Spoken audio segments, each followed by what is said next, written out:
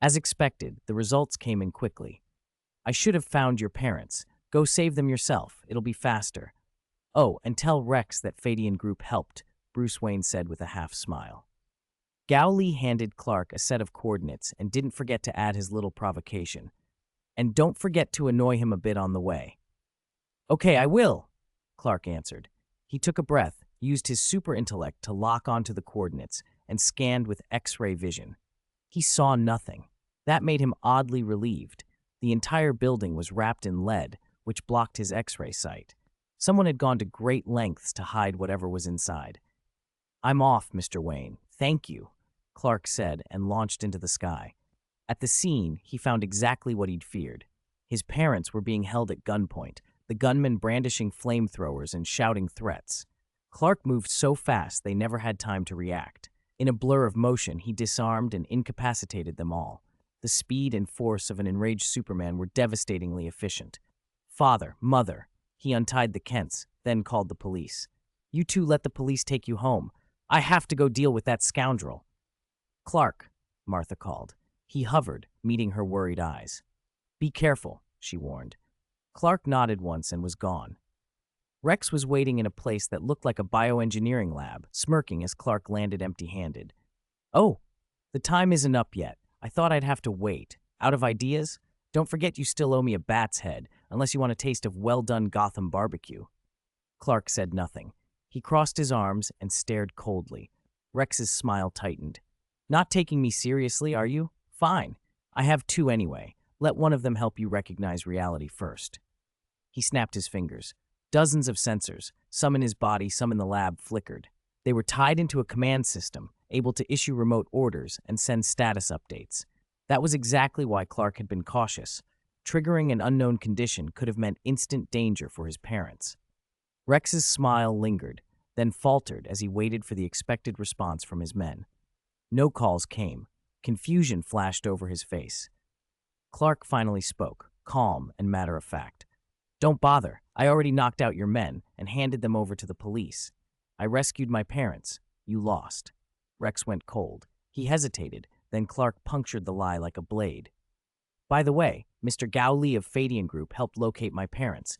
Looks like Lex Group is a step behind Fadian Group. Your elaborate precautions were seen through in a blink. Rex's expression crumpled into rage. Fadian Group.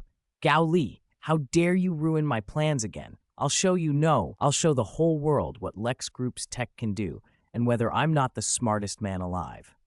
Clark's warning voice came instantly. What did you do? Rex didn't bother to hide his pride.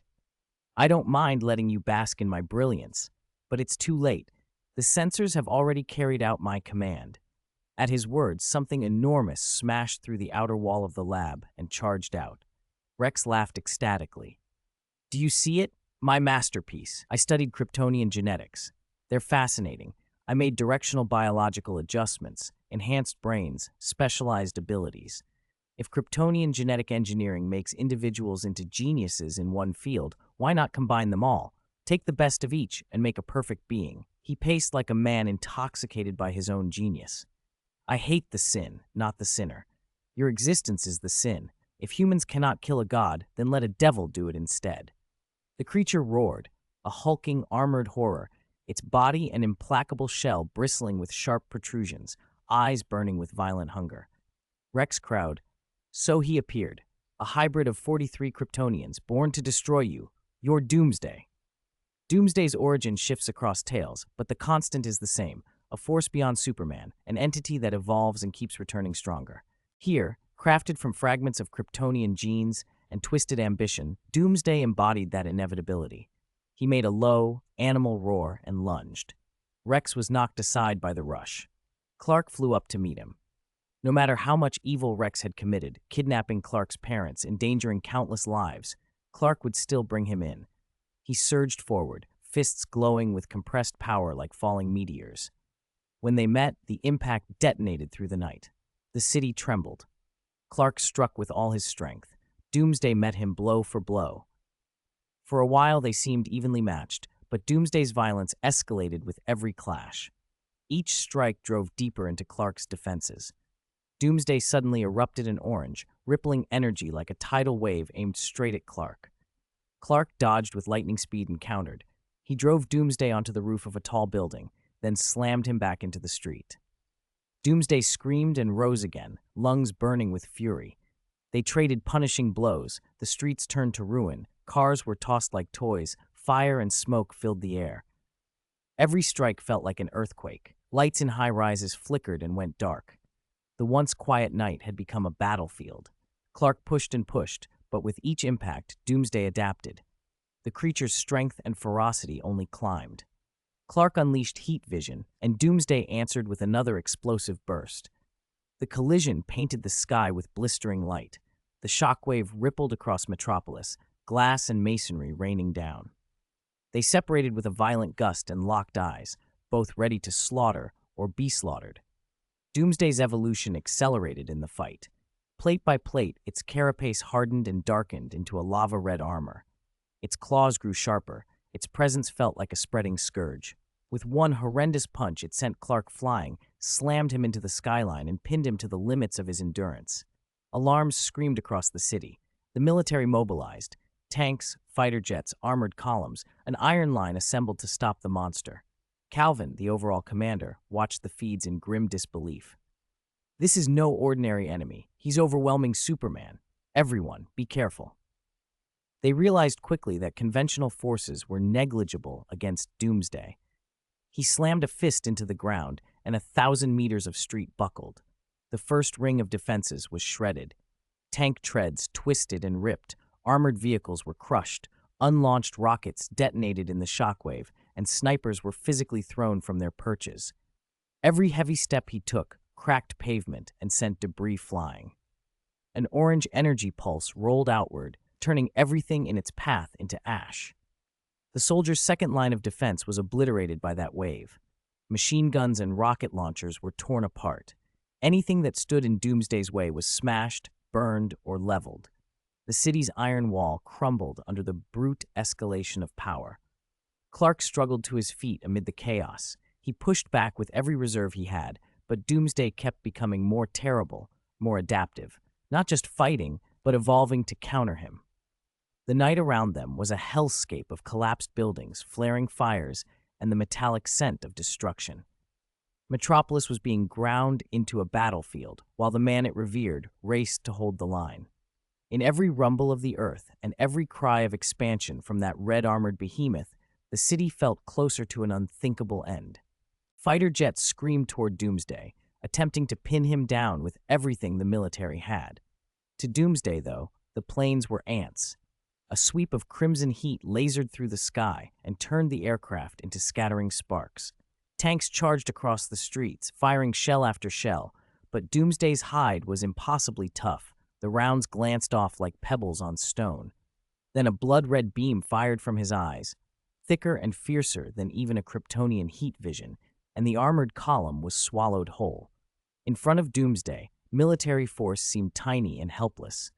He rampaged through the city like an unstoppable colossus, crushing everything in his path. Even the president and Calvin, watching the battle, felt as if nothing could escape that destructive vortex. Doomsday stomped, and a violent gust shredded the air. Debris, glass, and flame blasted across the avenue. When it passed, the street was a smear of ruin and fire. "Everyone fall back! Fall back! We can't stop him!" Panic crackled across the command channel. But Doomsday had no intention of letting them flee.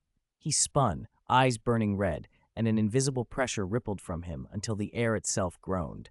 Then he opened his maw and unleashed a deafening roar, a concussive wave that swept across the remaining forces like a tsunami.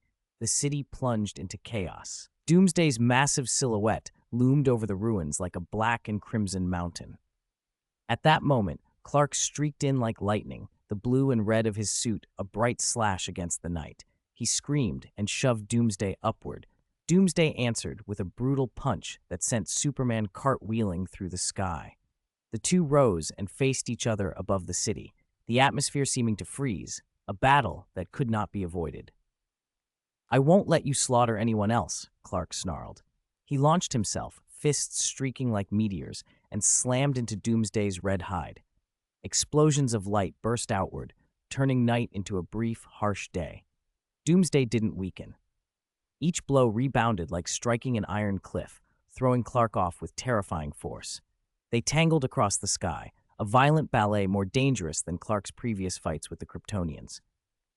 Down in the military command center, Calvin and the scientists watched the duel on a colossal screen.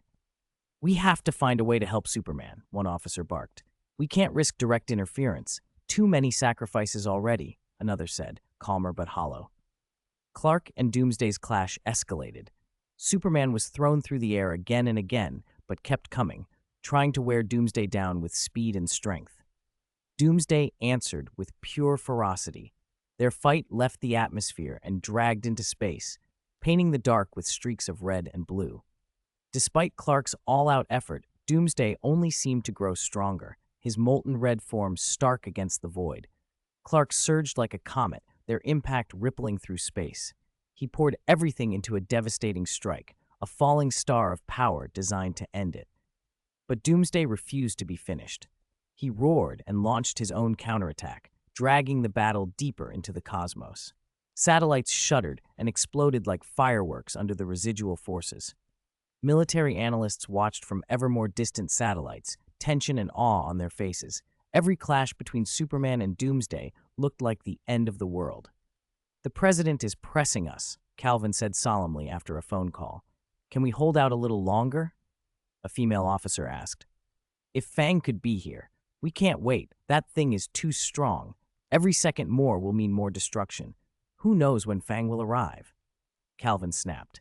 In their previous disasters, Gowley had usually had Barry rewind time, so Fang often seemed to arrive as the catastrophe hit. This time, Fang felt painfully slow. The scientists scoured options and landed on a desperate plan. Send a nuclear warhead into space and detonate it on Doomsday. It was dangerous, possibly lethal to Superman, but they believed it the only way to stop Doomsday. The missile rose, a dark bullet pointing at the starry void. Its launch was a whisper of death.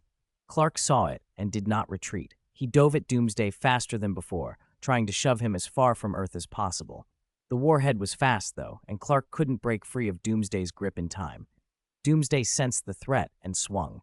Clark dodged, landed a punch, and sent Doomsday sailing into the missile's path. The warhead slammed into its target and detonated in a blinding bloom, turning outer space briefly into daylight. The blast swallowed both figures. For a long, tense moment, the screen went white. When the dust cleared, the projection in the command center, labeled Projectile 1, showed Doomsday plummeting back toward Earth as a streak of crimson light. Projectile 2, Superman, drifted in the blast's wake, barely responsive. Doomsday hit like a meteor, kicking up a crater and a dust cloud that hid the impact point. When the haze cleared, every eye went slack. Doomsday stood in the crater, larger and more terrifying than before. There was no damage. If anything, the blast had reborn him. He radiated raw power that spilled outward. The nuclear strike had made him stronger. Each breath seemed to declare some furious new threat to the world. The command center sank into disbelief and despair. Reporters, reckless and eager, had already started circling by helicopter. Several of their colleagues had been shot down earlier. News of humanity's peril spread at once. Bruce, Diana, and Gao Li had learned before most and were just arriving on the scene. "This is awful," Bruce muttered, watching the glow still hanging in the sky. He knew a nuke had detonated there. No one had expected the monster to emerge stronger. "Is that Clark up there?" Gao Li asked, his voice tight as he received the satellite feed. "How do we proceed? This is our first time fighting together, and the enemy is far more powerful than we thought." Diana tightened her grip on her weapon, ready to rush out, but Gao Li put a hand on her arm. "Wait, what's the situation?" Diana demanded, trusting Gao Li's judgment. "First, reverse time and repair the city," Gao Li replied. Barry had seen the news and arrived in a flash. Bruce, still wearing his bat cowl and unused to being called out, stammered at seeing Barry. "Run as always, Barry. Save everyone." Taking the instruction, Barry nodded and sprinted. The pavement crackled at his feet as he accelerated, lightning following his steps. He pushed himself to the limits, aiming to undo the damage. His heart hammered as if urging him to transcend time and space. Then his pupils tightened. Out of the corner of his eye, he saw a shadow. Doomsday, painfully close behind him. The pressure was immediate and suffocating. Doomsday's strength and speed felt like a bottomless abyss. Barry's blood ran cold. This monster was faster than any Kryptonian. "I'm already moving as fast as I can," Barry whispered, disbelief curling in his voice. He had always been the fastest thing alive. How could anything keep up? He poured more into his sprint, tears of speed tearing at the air itself, but Doomsday stayed on his tail. The Flash's legend had always included one terrifying image from another universe's Death of Superman story. Doomsday had caught the Flash mid-run. Now Barry knew exactly why. This Doomsday's speed and strength had evolved beyond Superman's. Now it could give the Flash a pressure he had never felt before. Faster, Barry barked at himself, muscles coiling, nerves taut as a plucked string. He shoved through another gear, pushing toward a speed meant to slice through timelines and slip him into the past. It didn't work. Doomsday matched his acceleration, keeping pace like a relentless shadow. Every attempt to burst farther only saw the monster respond. Its acceleration, if not its peak top speed, outpaced Barry's. Doomsday closed ground as Barry strained, creeping up even before the Flash could hit top velocity. Why? Why can't I shake him? Barry breathed, panic and focus warping his face. Doomsday's pace only increased.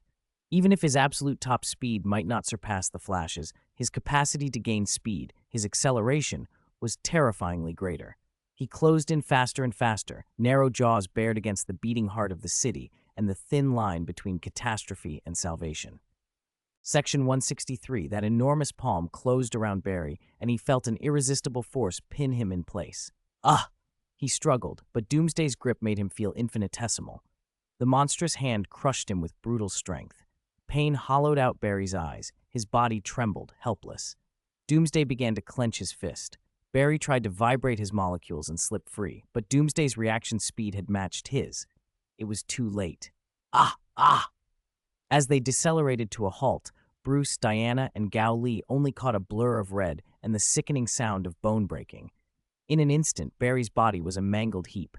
Doomsday had ended the Flash. "Barry!" Diana cried. Gao Li's pupils narrowed. He hadn't expected Doomsday to catch Barry.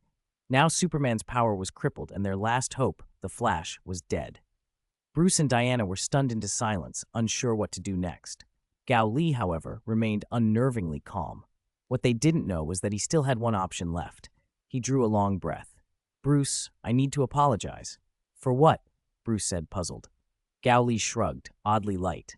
"For hiding things from you, and for beating you up back then, though you deserved a few of those." He forced a half smile. "There's no time for lies now." Bruce was about to press him when Gao Li produced something unmistakable, the driver that Fang wore. Bruce's heart jumped. The man called Fang, who had affected him so deeply, had been close all along. The possibility that Gao Li and Fang were the same man, that two brothers of the Wayne household had both taken up Gotham's protection, struck Bruce with complicated emotion. Gao Li buckled the driver to his waist. Bruce noticed a crucial difference. This driver had two slots. It wasn't a lost driver, it was a double driver. With that, any pretense of Gao Li being merely a technical supporter for Fang collapsed. "How are you going to?" Bruce began. Diana also stared, trying to understand. Gao Li's next words answered both of them. He produced the Speed Force memory he had recovered. "This is the memory you dropped that day. You saw me retrieve it." He looked at them steadily. "I'm going to use the concept drawn from Barry's body to reverse time and space with the Speed Force. I'll save everyone." Gao Li slid the Speed Force memory into one slot of the double driver and raised his other hand. "Come, Extreme!" A hawk's cry split the air. Extreme Hawk descended in a dazzling sweep. In addition to extracting Barry's Speed Force memory, Gao Li had managed to pull the concept of Extreme from Clark. The Extreme memory was unique, an amplification-type memory that could enhance almost any other concept. With his T2 level technology, Gao Li could make an extreme memory that let a single person transform, but he took it further. He wanted to use Extreme to amplify another memory. Hence, the double driver. Normally, it linked two users, but with the Extreme memory, it served as an amplifier layered over the base memory, elevating its power rather than replacing it. Gao Li thought of examples to justify the idea. When Shotaro Hidari and Philip reached their final form, they didn't simply swap out their base forms. They became Kamen Rider W Cyclone Joker Extreme Form, a base memory amplified by Extreme. Fans had even dreamed of a Cyclone Axel Extreme Form. Wakana Sonozaki's later Clay Doll Extreme was another example, a single person combining two conceptual powers, albeit through different means. The museum's lost driver tech had never been capable of linking two Gaia memories the way Fumine Sonozaki's double driver had. Gao Li ran the plan through his head once more.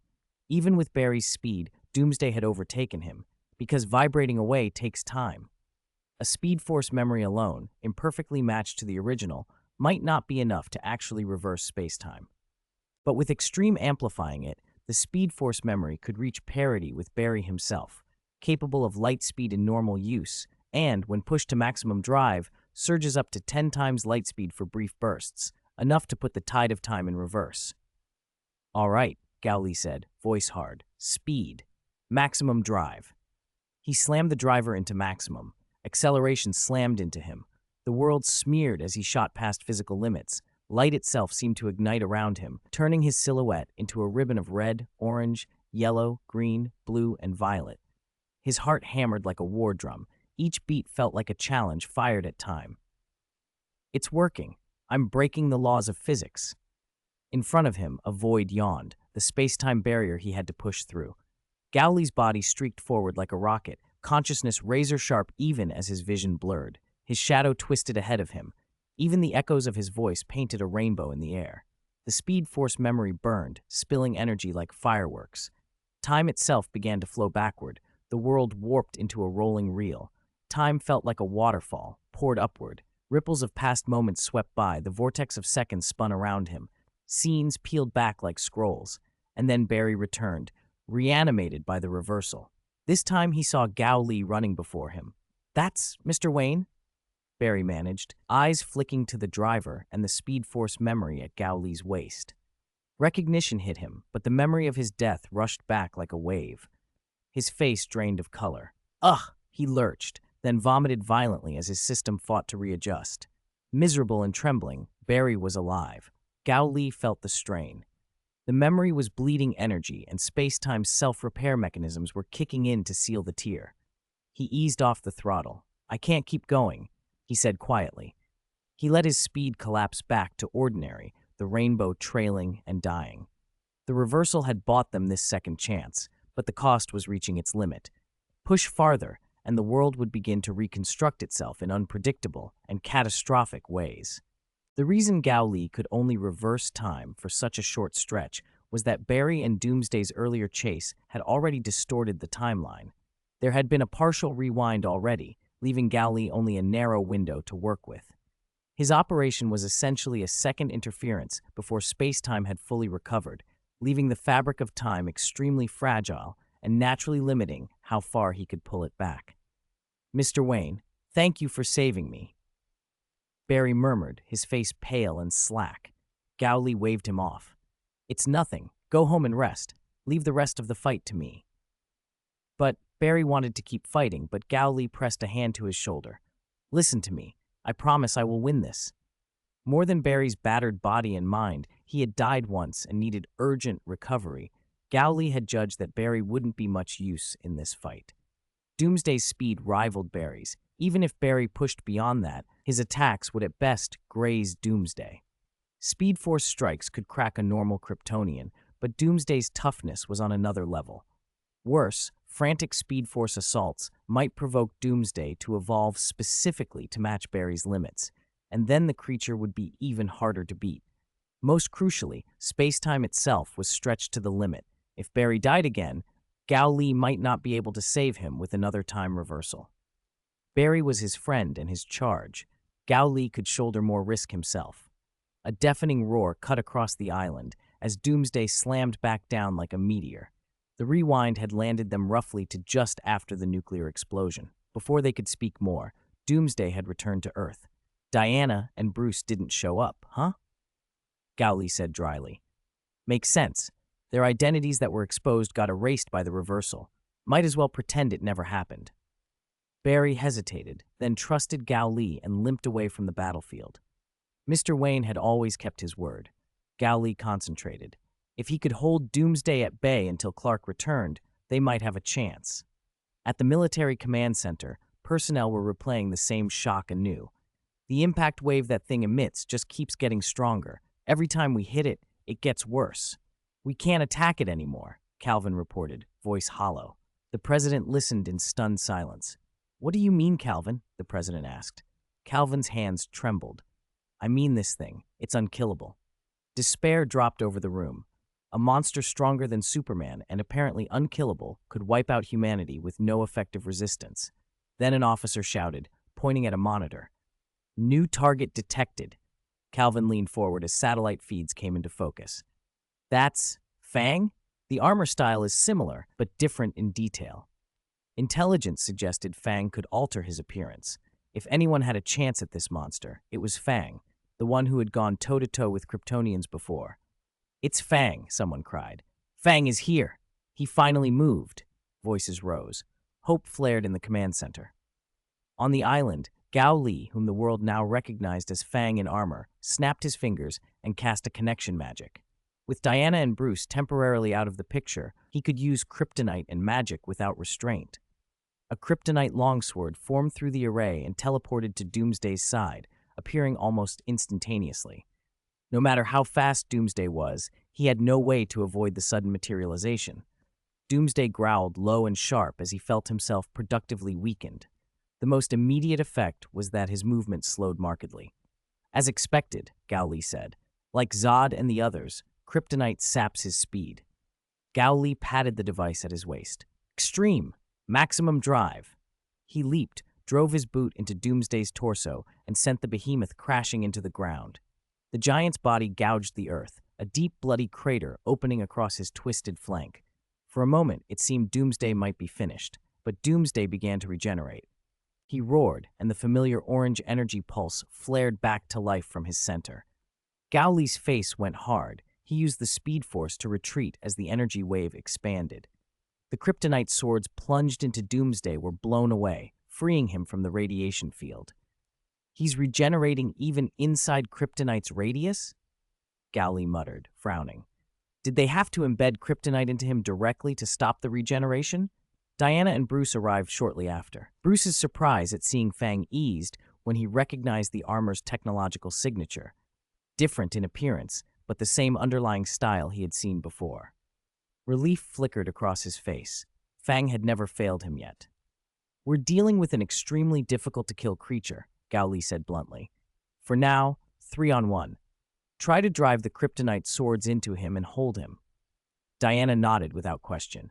Bruce brought out his Bat-2 armor, less powerful than Diana in raw strength and speed, but augmented by the G4 chip's predictive AI, tactical computing, and Bruce's own skill and uncanny evasion. He could stay in the fray for a short time, wielding a kryptonite longsword. They attacked from 3 directions. The magnetic levitation devices delivered kryptonite blades into their hands. Diana lunged first, her blade cutting through the air and colliding with Doomsday's orange energy with a howl of force. Bruce moved in, using walls and debris for cover as he threw explosive devices.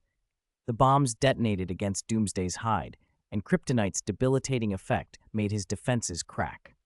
Gao Li darted around the creature with super speed, slashing and stabbing with the kryptonite longsword. Doomsday's body was absurdly resilient, but it reacted painfully to the radiation-laced blades. Every strike made him bleed.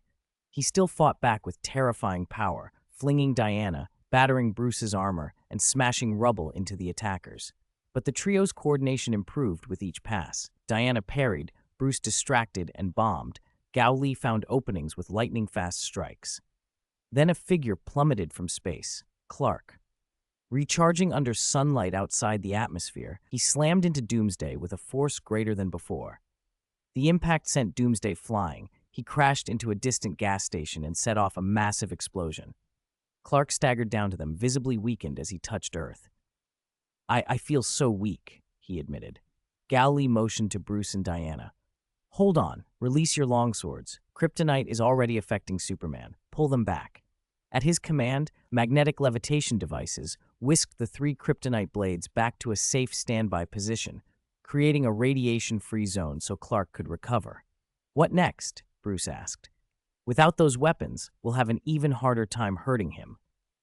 Gao Li weighed the situation, then said, "The three of you launch a combined assault to open him up. I'll try to finish it with a final strike." Bruce, Diana, and Clark exchanged determined looks, then nodded in agreement. 165. Section 165. All right, I'm counting on you. Amid the roaring flames, Doomsday emerged. He had evolved again, massive, formidable, his dark red carapace glowing with an evil light, like a demon clawing out of an endless abyss. Heat radiated from his body as if his power could annihilate everything. He pressed down on the three like a mountain. His oppressive presence seemed capable of devouring the whole city. Still, Diana, Bruce, and Clark did not retreat. "This monster came from my world," Clark said, his voice low. Diana smiled slightly. "Good. I've killed monsters from other worlds before." "If I'm not mistaken, he's even stronger than before," Bruce murmured, eyes fixed on the towering figure. Clark and Diana nodded.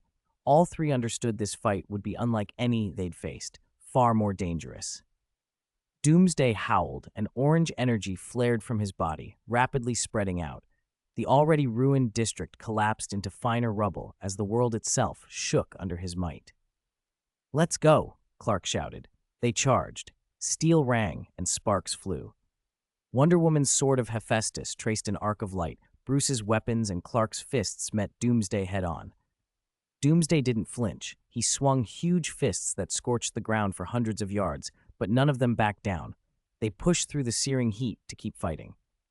Diana's swordplay was cold and precise. She dodged with grace and struck with astonishing technique. Bruce moved like a hunter in the dark, a shadowy whirlwind that constantly harried their foe. Clark confronted Doomsday's brute force directly. His super strength made the whole battlefield tremble. Blow after blow, he met Doomsday without fear, buying everyone critical chances. The clash became a storm.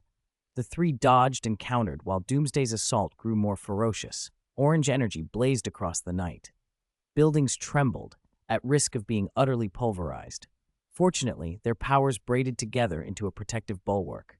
They coordinated seamlessly, trying to wear the monster down. Diana's sword slashes seemed to rip the air. Bruce was swift, cunning, relentless. Clark's heat vision burned like the sun. P.S. Since Calvin appeared, the next chapter will explain the settings for Calvin and Martian Manhunter. That chapter is free to read. Please enjoy. Regarding Martian Manhunter, this chapter is free. 2023-1213. About the idea of Calvin being Martian Manhunter. I've decided not to use that setting. In the comics, Martian Manhunter told Superman he joined the Justice League because of what the League stood for: protecting the weak, righting wrongs, bringing justice, and helping humanity realize its potential. So it feels odd to have him standing around like an elder statesman, merely observing the three powerhouses and Doomsday struggling, or acting only for the president and subordinates. That's strange. Don't say he couldn't act because he was a captain with duties he couldn't abandon. Many Earth defenders in other stories transform despite ranks. Blazar Ultraman's human host is a captain, and he still transforms and fights. The natural reaction would be like Diana in the movie. If she's on a plane and sees a crisis, she gets off to help. Martian Manhunter, why are you just watching? Maybe one could argue he has unresolved issues or unclear ideals that keep him from acting. But the Kryptonian invasion and the Doomsday attack caused huge casualties. If Martian Manhunter just watched, unmoved, unwilling to act, it's hard to imagine him becoming a real superhero. Even Spider-Man, after long grief, finally returns to protect people. Heroes are supposed to act. 184. Chapter 182. Righteous Sanction, No Mercy. 2023-1214. Despite their combined power, the three future Justice League heavyweights found Doomsday's defense greater than they imagined. Their attacks felt like striking an indestructible wall. Even together, they barely shook him. Against such absurd strength, their stamina began to drain. Their blows slowed. Their movements grew heavy. Still, none gave up. They gritted their teeth and kept fighting. Even if we can't beat him, we have to create an opening for Fang. The thought became their lodestar, especially for Bruce and Clark, who had faith in Fang's ability. The battlefield widened. New buildings collapsed. Streets split. They had no time for anything but Doomsday. He healed with alarming speed. Their strikes barely hindered him. This is endless. He just keeps adapting, Bruce shouted. Why don't we gather everything and deliver one maximum intensity strike? Diana hesitated. That could be too risky. If it fails, we'll have no retreat. Clark drew a deep breath. Trust Fang. We have to trust that he can finish this. All right, Diana breathed. She channeled all the divine power she had left.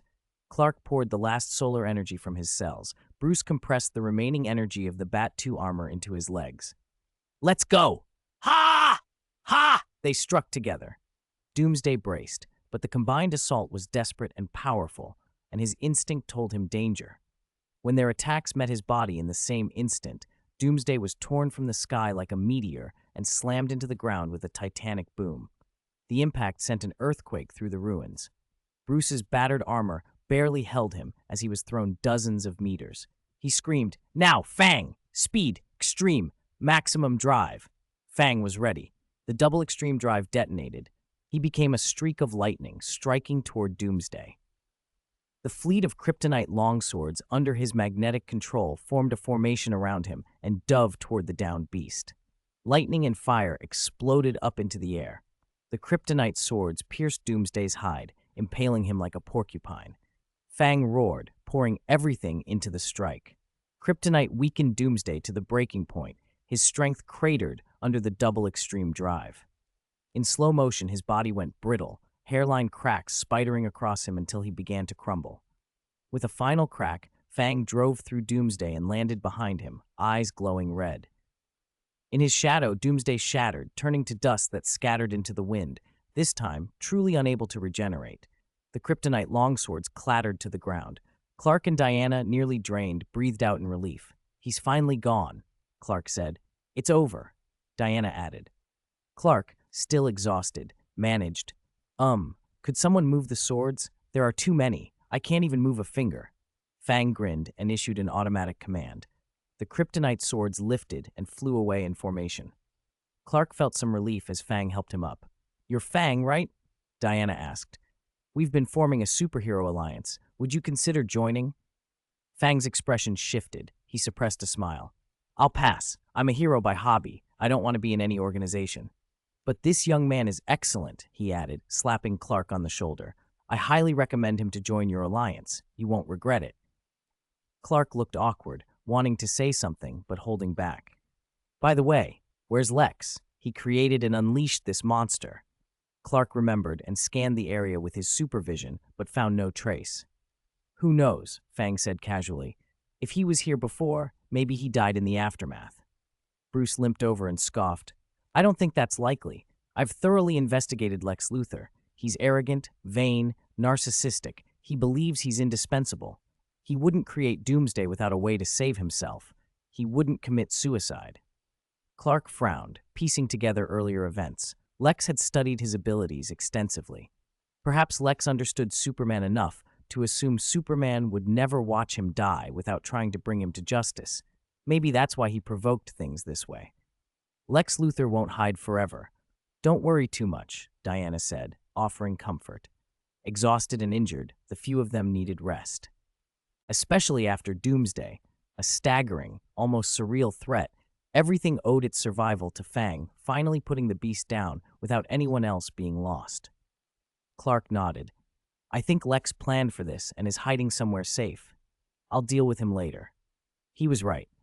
After Clark and the others had fought Doomsday, Lex rushed straight to his refuge. The shelter had been built at great expense. Even a nuclear blast couldn't touch it, and it had every protection to block Superman's senses. Lex assumed that no matter how enraged Superman might be, his hypocritical sense of justice would want to capture Lex and hand him over to the law. Lex intended to exploit that. He smiled at his cunning. Not long after Fang and the three separated, Lex felt a chill run through him. "Ah, eh?" His laughter cut off as warm liquid splashed across his face. Pain seared through him. He gasped, unable to breathe. "What's happening?" He turned in horror. A magic circle glowed behind him, and a blade plunged through his back. "Your high-tech defenses work against Superman, but they don't do well against magic." A cold, mocking voice spoke. Lex's eyes widened with terror and fury. "Who are you?" "Guess," Gao Li said with a chuckle. Gao Li's appearance at the Fadian group had changed. His voice, his look. designed to make someone like Lex, who prided himself on being in control, suffer the worst, dying without knowing the killer. For all Lex's cleverness, the unknown was unbearable. Gowley intended Lex to experience helplessness before death, a small measure of payback for the casualties and devastation Doomsday had caused. You, how dare you? Lex Luthor coughed up thick, bloody spittle, his strength draining fast as he collapsed to the floor. My knowledge, it's a treasure for all humanity. His pupils dilated, his voice fading into a gurgle. Moments later, he went still. Gowley watched with cold contempt. Just you? Without hesitation, he raised his hand, chanted, and a ball of fire cremated Lex Luthor on the spot. Unlike Clark, Gowley did not linger over the fate of supercriminals who posed a clear threat of spawning future tragedies. Lex's own actions had sealed him. Wayne Manor, Gotham. Alfred, why haven't you finished what you promised me? Light, Wayne pouted, golden eyes full of petulant disappointment. Alfred smiled, the worn affection in his gaze unchanging. Light Wayne, what are you referring to? He said, enjoying the suspense. Light Wayne's frown deepened into an expression almost too serious for his years. He opened his mouth, then hesitated and darted off, vanishing into his little study. Alfred turned to Dick with a helpless look still creasing his smile. Dick, did you see? Dick just shrugged. It's fine, Alfred. I'll go after him. Dick caught up with the boy and was subjected to a torrent of complaints. Alfred promised me something and didn't do it. Light Wayne stamped his foot. I waited a long time, Dick. He promised, and then he didn't. It's not fair. Dick blinked. What exactly did Alfred promise you? Light Wayne froze, suddenly at a loss. Well, that's a secret between Alfred and me. I can't tell you. Dick raised an eyebrow. Why not? Aren't we supposed to share things? Light Wayne looked guiltily shifty. I'm really sorry, but it's a big secret. I can't tell you unless Alfred says it's okay. Dick studied him for a moment, then softened. All right, I won't force you, but if something comes up and you need help, tell me, Light Wayne. Light Wayne brightened and grabbed Dick's hand. Dick is the best. I'll tell you if anything happens, and you have to help me. Of course, Dick smiled. Even if you're being mysterious, here's some advice. Be direct. People aren't mind readers. If you don't say what you want, how can anyone help you? The boy considered that, then nodded slowly. Okay, I understand. Braced by Dick's encouragement, Light Wayne marched straight to Gowley. Dad, I want to join your Superboy League. Gowley's eyebrow rose. After a moment, he remembered Alfred mentioning something to him earlier. Yes, he had. Alfred did mention it, he said aloud, scratching his head. Then another thought struck. Light Wayne, what's so great about joining a superhero league? It's not that exciting. I have something better. Want to try it? The child's attention snapped to him. What's better? Let me see. Gowley's voice dropped conspiratorially. Remember the experiments and the skills I had you learn? I'm going to leave this universe for a while. Go explore other worlds. Try to see if you can come with me. Playing in different universes, wouldn't that be more fun than any Justice League? Light Wayne's face lit up at the idea. Are we leaving now? Should I pack a little backpack, snacks, and drinks? Gowley laughed. You can't bring those, but don't worry. I'll be more powerful and wealthier there. I can get you anything you want. Anticipation shining in his eyes, the boy followed Gowley back to Metropolis. The life support pods were ready. The research was complete, but this was their first real attempt, and even Gowley felt a flicker of nerves. Let's start, he said. Light Wayne, use the method you practiced, and let's see if you can come with me to the Marvel Universe. After rounds of experimentation, Gowley's plan was clear. Light Wayne would separate most of his primordial power and let it reside within Gowley's soul as a kind of magical imprint. Materializing an entire body into pure energy and traversing universes was difficult. Reversing the process, having the power reconstitute the body on the other side, was simpler. Think of it like making a clone by magic.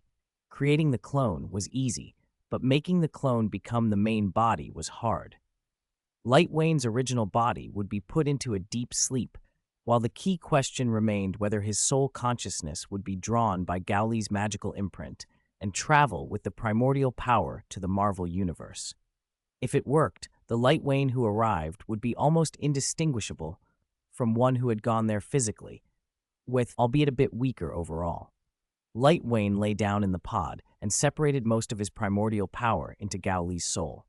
He truly lived up to his reputation, the contemporary saint's son, powerful, at least supreme rank, his primordial force nearly comparable to an endless golden dragon. It took up a huge portion of Gao Li's soul space, leaving room only for emergency magics. There wasn't the capacity for endless style-level spells.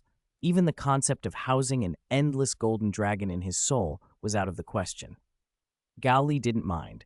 In the Marvel Universe, he already possessed massive power, and a couple of abilities there could even subvert time and alter the past, gifts he hadn't had before, extracting Speed Force memory. Each universe had given him different advantages. Traversal, activate, Gao Li commanded. He dove into that familiar deep-sea sensation, and when he opened his eyes, he was back in the Marvel timeline.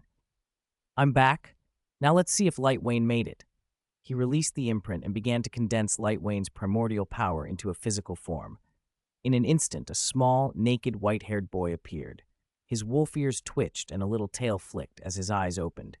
Dad, he made it, Gao Li beamed. At that moment, Natasha pushed open the door and froze.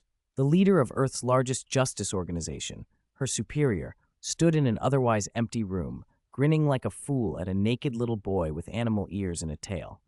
For a beat, she allowed herself the most scandalized, outraged train of thought she'd ever had. Then, as the world's top agent, she shuttered it and masked her expression into something casual and professional. I was going to knock, but the room looked empty, Natasha said coolly as she stepped in. Gao Li scrambled for composure. Cough. Natasha, listen. He's my son. If you don't believe me, he added, ask him. Lightwayne, catching Gao Li's eyes, obediently stepped forward and rubbed against Gao Li's leg. I love Dad the most, he chirped. Natasha let a sardonic smile play at her lips, calling him Dad and acting out the whole scene in front of her. Fine, she'd seen worse. Boss, you don't need to explain. I've looked into you during missions. I'd know if you had a son. Gao Li shrugged and went with it. Fine. Consider him a product of my biological experiments. In that sense, yes, I am his father. I consider him my child. Natasha, who'd seen too many of the world's secrets to be shocked, accepted the explanation. If Gao Li could pull off technologies that blurred the line between science and miracle, then a manufactured child wasn't impossible. She moved on, because she had a report to give. I have something to report, she said. Gao Li folded his jacket over Lightwayne's shoulders and asked, distracted, what is it? Recently, a terrorist group calling itself the Ten Rings Gang, led by someone calling himself the Mandarin, has detonated 9 bombs, Natasha said. The weird thing is, we haven't found any explosives at any of the scenes. The Ten Rings? Gao Li's frown deepened. I thought I'd heard that name before. Didn't I kill the leader of a group called the Ten Rings a few years back? Natasha nodded. Yes, we're not sure of the connection between that Ten Rings and this Ten Rings gang, but the Ten Rings is an older organization. After you killed its leader, the group was leaderless for a time. Our intelligence says it was then controlled jointly by the former leader's son and daughter, and they stopped terror activities for a while. Gao Li stroked his chin. Then maybe this new gang is just using the name. The leader calling himself the Mandarin seems designed to invoke the Ten Rings. Natasha shrugged. If they're trying to tie themselves to the Ten Rings, they're not doing a very convincing job. Their leader's appearance is hardly Asian. Continue, Gao Li said. Natasha went on to relay all the odd bits of intelligence, the real mystery being how they were causing explosions without detectable explosives. Gao Li's mind ticked through possibilities. He had more than a few ways to produce explosions without conventional charges. So why are you reporting this to me? Shouldn't you go to the relevant agencies? Gao Li asked, raising an eyebrow. Natasha's expression hardened into professional focus. What relevant agencies are you referring to? Like Eschild, Gao Li murmured, then trailed off. Natasha pinched the bridge of her nose. Eschild has already been merged into TPC. We're the relevant agency, boss, and you're still the director of this agency. He always felt like TPC was doomed. Its leader was too unreliable. Gao Li coughed awkwardly. He'd spent a year in the DC universe and hadn't really had time to settle back into the Marvel world since his return. Actually, It's simple to find out how the 10 rings manufacture those explosions, he said, quickly slipping into the role. We raid their base, and everything will become clear. He granted the necessary authority, authorized Satellite Zia for reconnaissance support, and appointed TPC Deputy Director Nick Fury as overall commander for the operation. Once Satellite Zia pins down their base, field personnel will take over. By order of the TPC Director, Victory Team, move out. Nick Fury hadn't been sidelined. Gao Li had brought the former director of S.H.I.E.L.D. on as his deputy. The reason was practical. Gao Li didn't intend to run the agency day to day. 90% of his time belonged to his research, and Fury could handle the operational duties. In truth, Gao Li's tenure as director had been so brief that he had few memories of doing the job. Mostly he stayed holed up in the lab. Understood, Natasha acknowledged, professional and efficient, and left to prepare. Orders rolled through TPC. Gao Li, happy to be a hands-off boss, patted the bewildered Xiao Guang on the head. "Come on, Dad will take you to get some clothes and show you the world," he said with a grin. Under a scorching sun, the desert shimmered with heat. Steve led the victory team in a silent approach to the 10 Rings base. Satellite Zia's feeds showed terrorists patrolling the perimeter in tactical gear, faces painted in camouflage, an army of shadows. Steve stood at the front, his enhanced vision sweeping the scene like a telescope. Behind him, Bucky, Natasha, and Clint were fully equipped and ready. Tony and Banner were nominally on the roster too, but this call-out didn't justify their full deployment. "We've reached the target," Bucky reported calmly, "awaiting your command." Steve nodded, solemn. "Our mission is to destroy this base, cripple the 10 Rings' strength, and uncover what's been causing the explosions. They've hurt too many people. We end this." They closed in on the outskirts where high walls and intertwined barbed wire ringed the compound. From inside came the murmur of voices, frantic laughter, shouts. Steve signaled the team to prepare. A fierce battle could erupt at any moment. "Move," Steve ordered. He surged first, a lightning-fast leap over the barbed wire, dropping into the compound with inhuman poise. Bucky kept pace. Natasha and Clint slipped through side entrances they'd scouted, shadowing the perimeter. Once inside, they used sand dunes and scattered rocks for cover. Clint moved with the team, eyes sharp, ready to pick off any threats. Steve raised a hand. The team froze. A patrol was approaching, murmuring to itself. "Leave it to me," Bucky said, voice low and serious. Bucky darted forward. A few muffled impacts later, the patrol lay unconscious.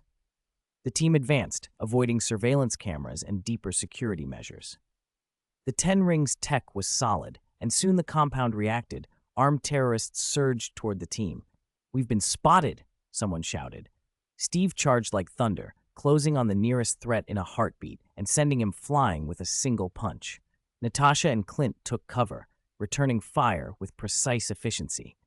Natasha's twin pistols clicked like black lightning. Each shot found a target. Clint ascended to a high vantage and let arrows rain down, each one deadly. Bucky joined Steve, firing steadily, his cold stare cutting through the chaos. Gunfire and explosions filled the air. The compound erupted into pandemonium. Deeper inside, an event was underway. The intrusion threw the terrorists into disarray, but they quickly armed themselves. "Captain, do we transform?" Bucky called from the outer ring of the fight, looking to Steve. Natasha and Clint glanced over as well. They could transform into Kamen Rider, but protocol required the captain's permission unless it was an emergency. Gao Li hadn't locked their transformation ability. If things went truly sideways, they could transform on the spot.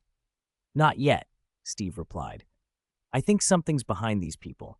If it were just a terrorist cell, they wouldn't have pulled off what they did. We need to appear weaker to draw them out." Even without transforming, they were beyond peak human. Steve clenched his fists and sent a charging terrorist tumbling. Bucky moved like a storm, knocking foes aside with a blend of speed and brutal power. Natasha darted through the lines like a panther, every strike precise.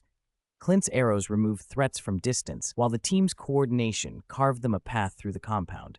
Natasha peeled off and slipped into a warehouse, finding it stacked with weapons and ammunition. "Captain, I found their armory," she reported. She set a compact time detonator and slipped out. Clint stayed on overwatch. "Get clear. It's about to blow," Natasha said through the earpiece. From a safer vantage, they watched the warehouse erupt. Fire and a thunderous boom sent terrorists scattering in panic.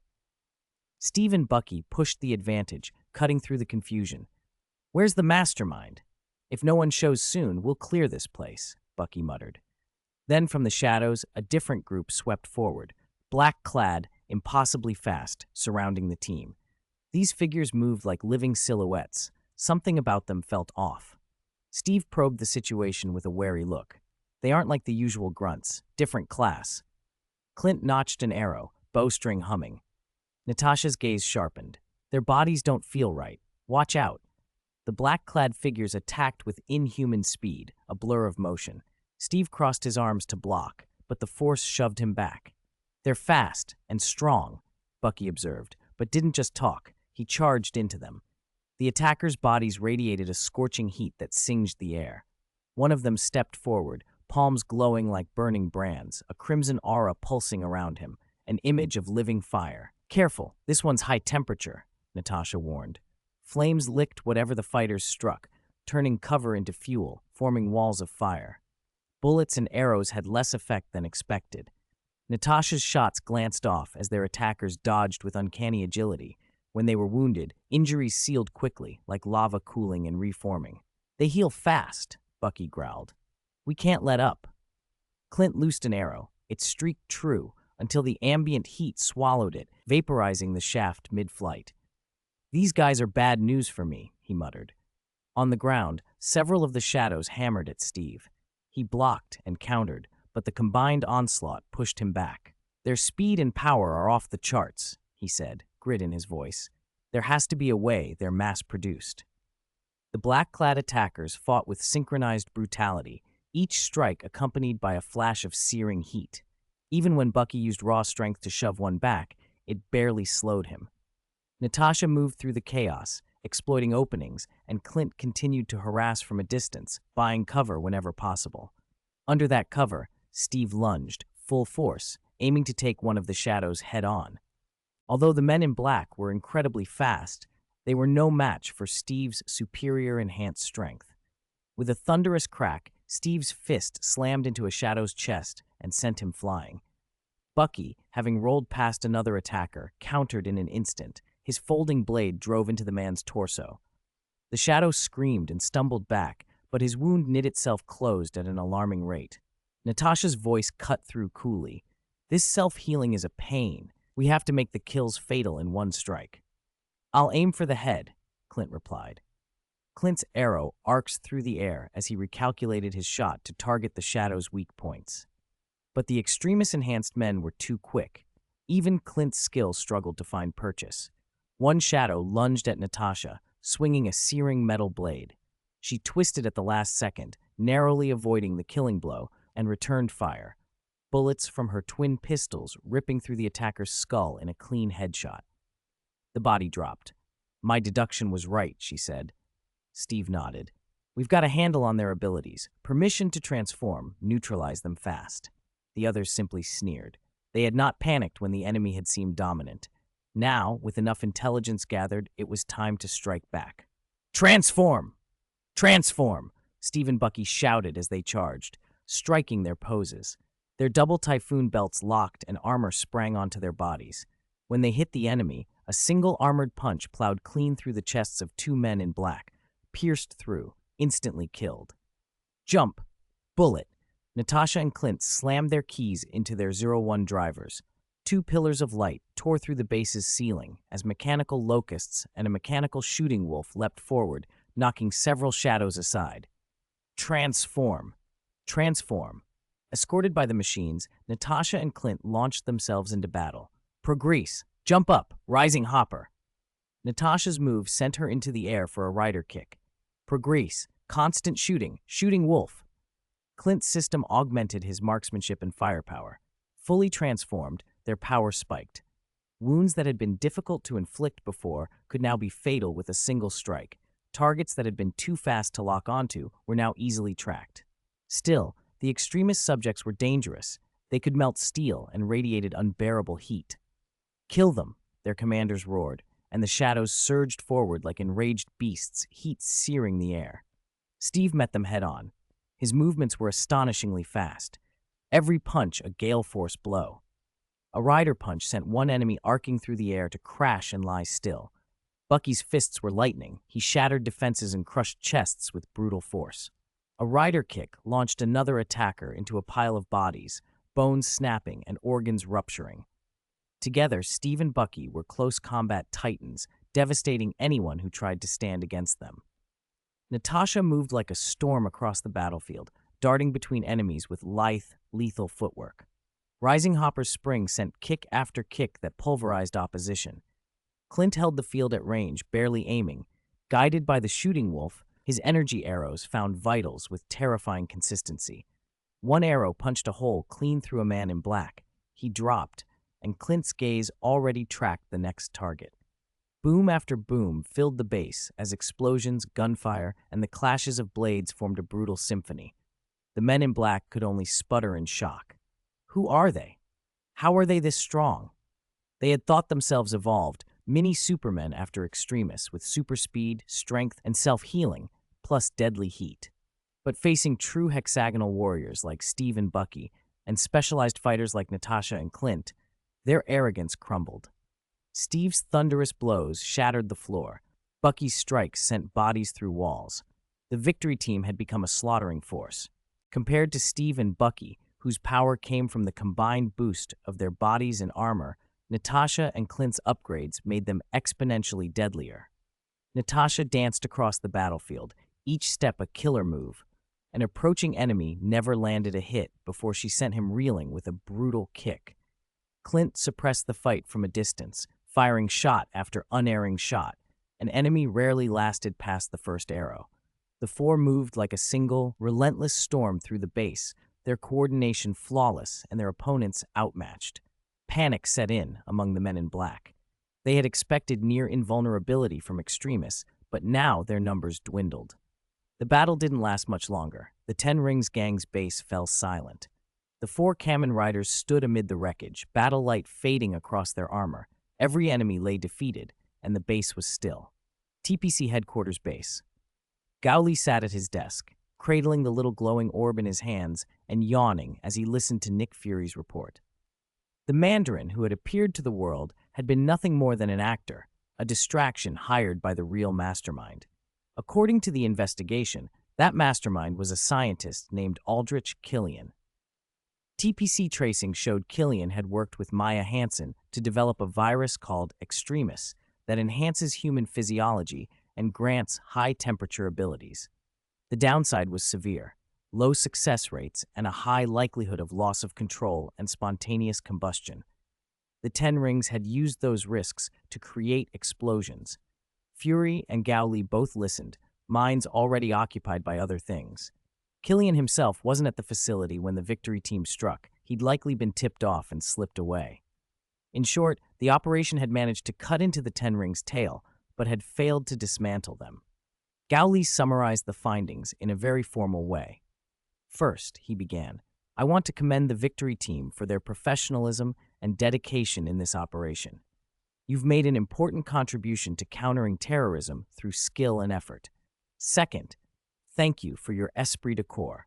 It is because of your cooperation that TPC has overcome difficulties and achieved today's results. Finally, I hope the victory team maintains high morale and continues persistent efforts against the Ten Rings, producing even greater successes. Fury heard it all, but had little patience. How long had TPC been around? What did Gao Li mean by overcoming difficulties and achieving today's results?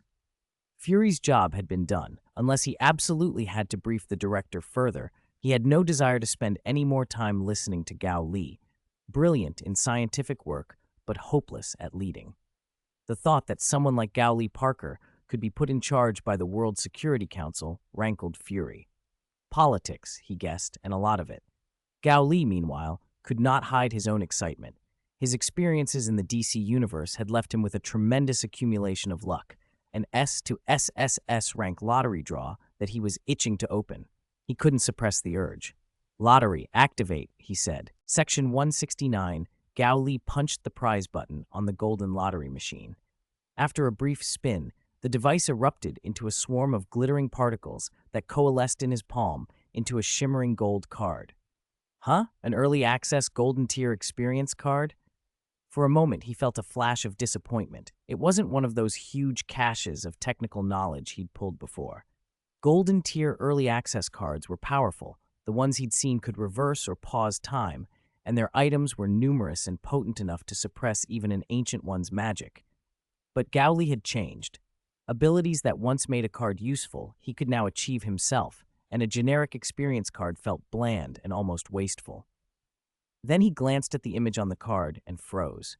Holy cow, how fast had his opinion flipped? If his memory was right, aside from a few later developed forms like Glitter Form and Limitless Golden Oryu Style, this might be the strongest power the SSS rank lottery had ever handed out. The card's face bore a prominent likeness of a space garrison captain, part joke, part legend, Zophi. Among Ultramen, Zophi's strength ranked among the very best. Other than the mysterious Four Ultras and Father of Ultra, who had glimpsed the true power, Zophi was essentially the pinnacle an ordinary Ultraman could achieve. His signature M87 ray was a genuinely planet-destroying beam. It was only a pity the picture showed the normal Zophi. If it had been the version rumored to carry 2 lives, the one accompanied by a Zeton girl, the scale of destruction on the card would have needed to be measured in light years. In a sense, this can be a life-saving trump card in the Marvel Universe. Not bad at all. Gowli slipped the card away with a satisfied smile. His former flagship outputs, Burst Form and Beyond Kamen Rider Kabuto, would now have to step aside. "My Lord Gowli, Mr. Stark is calling," a sweet voice announced. A girl with headphone-like hardware pushed the door open and walked in. Looking closer at her eyes made it clear she wasn't entirely human. Gowli blinked and came back to himself. Patch him through." Eyes. The secretary-type Humajar was an AI bionic human Gowli had built. Having Satellite Zia's technology at his disposal made creating a Humajar straightforward enough. He'd been making eyes while investigating the Ten Rings gang and managing the Victory team. He had no intention of mass-producing Humajar, not because the tech was imperfect, but because it was too good. More of them would raise the risk of an AI crossing the singularity into self-awareness. That would create uncontrollable variables Gowli didn't want to deal with. Better to have just one reliable, controllable Humajar. And he admitted, having a capable secretary like us, after Natasha left and Harley had her own path, saved him a lot of time. Tony's face filled the screen as he connected, boisterous and proud. "Guess what I've done? You can stay in the mirror world longer?" "Insulting my genius, Gowli?" Tony slapped the table for emphasis. "How can that little trick be worthy of my brilliance?" "No, listen. Using your Muso Dragon research, I created a bionic mirror monster and contracted with it. This is the result." Tony expanded the feed into video and held up a dark green card case embossed with a bull's head relief. Gowli rubbed his chin, picturing Tony's fighting style and the gigant Iron Bull.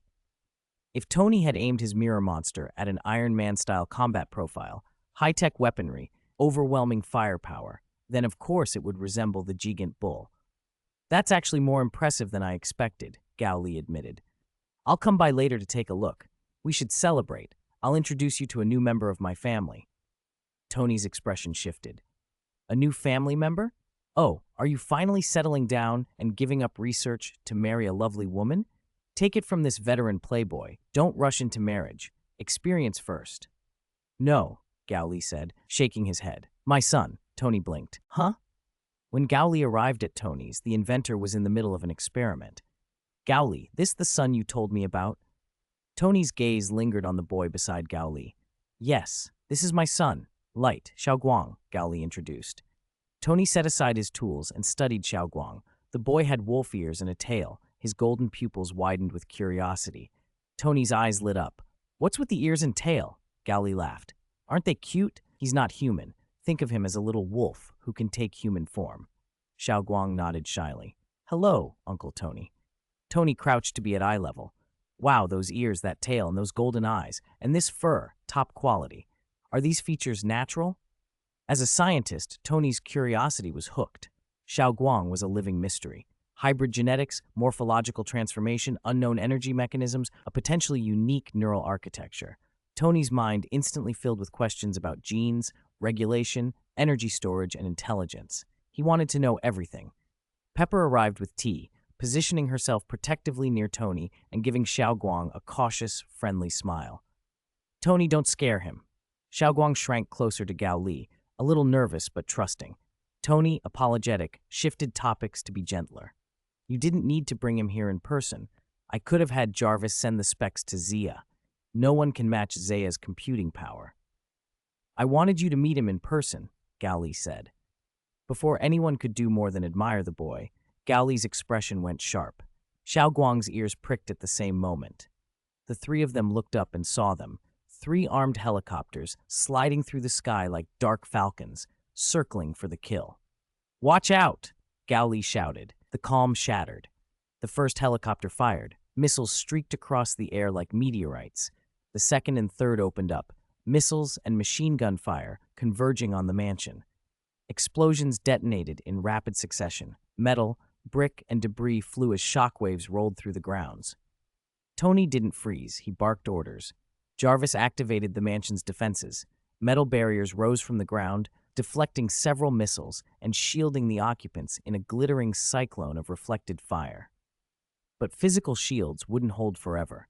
The helicopters kept hammering, trying to overwhelm the systems. Portions of the mansion had already taken hits. The structure began to collapse and smoke filled the air. Damn it, Jarvis, suit up! Tony threw a gesture, and the Iron Man armor launched, moving to shield Pepper. One helicopter opted for maximum force and emptied its payload. An overwhelming barrage aimed to level the whole mansion in a single blast. The expanding blast wave slammed Tony against the floor. He grunted as rubble and dust rained down. He was hurt, but only slightly, already calculating the next move. He was just about to stand and take control of the next Iron Man suit when something unexpectedly lifted him by the waist. Tony blinked. What the? Looking down, he saw Xiaoguang hoisting him up. Xiaoguang was much smaller than Tony. The sight was oddly awkward. Take him away! Gao Li shouted, and outside the sky filled with missiles streaking down like hellish meteors. The roar was so loud, even people kilometers away could feel it. Tony's mansion was swallowed in smoke and flame, its grandeur reduced to ruins in an instant. Before Tony could make sense of it, an enormous force surged from Xiaoguang's body and carried them away like wind. The sensation was unreal. Machine gun fire cracked, bullets shredded decorations and walls, and the men in black on the helicopters looked at their work with cold indifference, as if on some sacred mission. Tony blinked. Was his dynamic vision temporarily enhanced? Warm energy flowed into him through Xiaoguang's hand, protecting him from the strain of high-speed movement and boosting his physical state. Curiosity was quickly overtaken by panic. In a blink, they were in a safe zone. Pepper had been evacuated by another Iron Man suit, leaving only Gao Li inside the mansion. What are you doing? Why aren't you saving your father? Tony shouted, disbelief cracking his voice. Xiaoguang looked back, puzzled. Father doesn't need me to save him. He's very powerful. Tony turned back toward the ruins and saw the whole hill shudder. Shards of glass, falling bricks, and rising heat turned the mansion into a smoking crater. No one could have survived, right? Then, impossibly, a piano flew out of the wreckage at terrifying speed and collided with a helicopter like a cannonball. The chopper erupted into a fireball and plunged earthward. Tony stared, dumbfounded. Throwing a piano like a thrown stone, had Gao Li transformed? Where had he gotten time to do that amid the explosions? A figure burst from the flames with a shout that belonged in an old action serial. Gao Li leaped into the air, his feet pounding the broken wall like a spring. From the helicopter pilot's point of view, Gao Li pushed off and launched himself like lightning.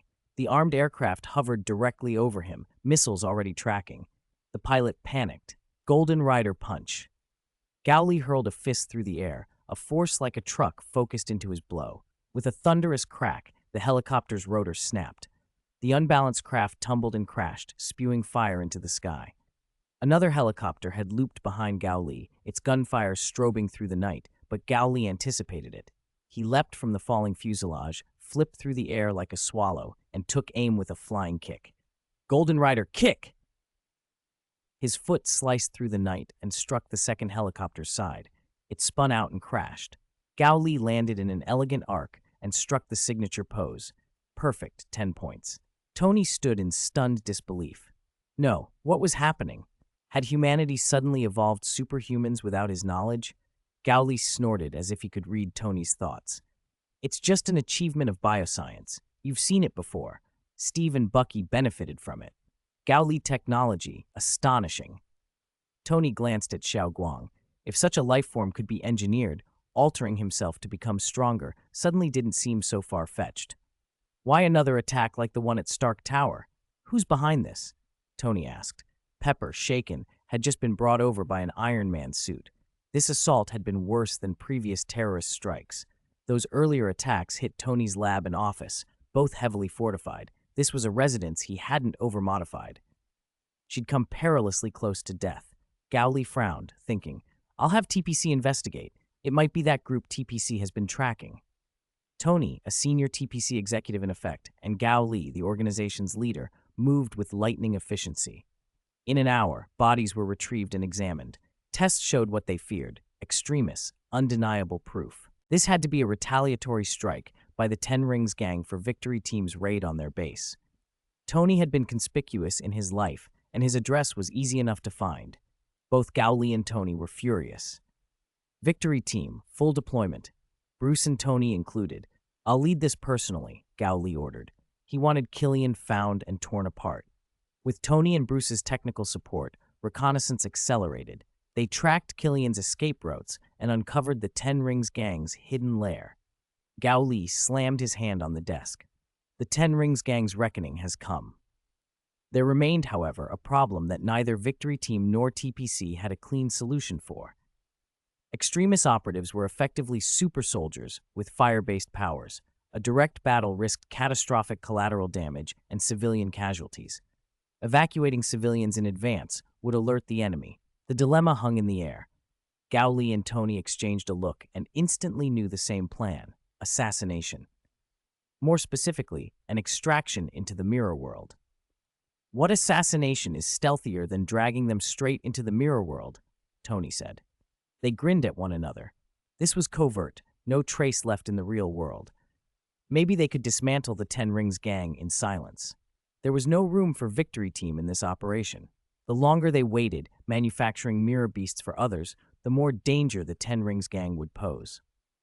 We'll do this as a duo, Gao Li decided.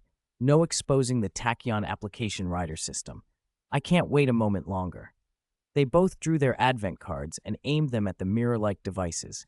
This would be a rider war of a different kind. Riders against enemies. The V-buckles at their waists flashed as they struck poses and shouted together, Transform. Ryuki's advent card and Zolda's advent card were slotted. Armor cascaded over them. In the next second, they became Kamen Rider Ryuki and Kamen Rider Zolda. At the Ten Rings gang headquarters, the two riders rode their ride shooters to the compound. Because they operated from the mirror world, the Ten Rings gang never suspected a thing. Gao Li and Tony appeared like phantoms in the heart of the base. Start, Tony whispered. He grabbed the nearest operative and pulled. The man's body twisted with a flash of light and was sucked into another world. Tony moved without pausing, pulling more members through. No need to kill them outright. The mirror world trapped them without exit. Unable to send voice or signal back to the real world, they would slowly destroy themselves there. Screams echoed from the mirrors. What is this place? Help! Get me out! Everything's inverted. The Ten Rings gang members thrashed in terror as their reflections became grotesque and their voices hollow. Victor, one of the gang's top extremist operatives and an assassin, patrolled a quiet corridor when a shadow fell over him. Before he could scream, Tony yanked him through. On the other side, Gao Li cornered Emily, the gang's tech expert and an extremist pioneer, in a control room where she tended massive machinery. By the time she turned, Gao Li's hand was on her.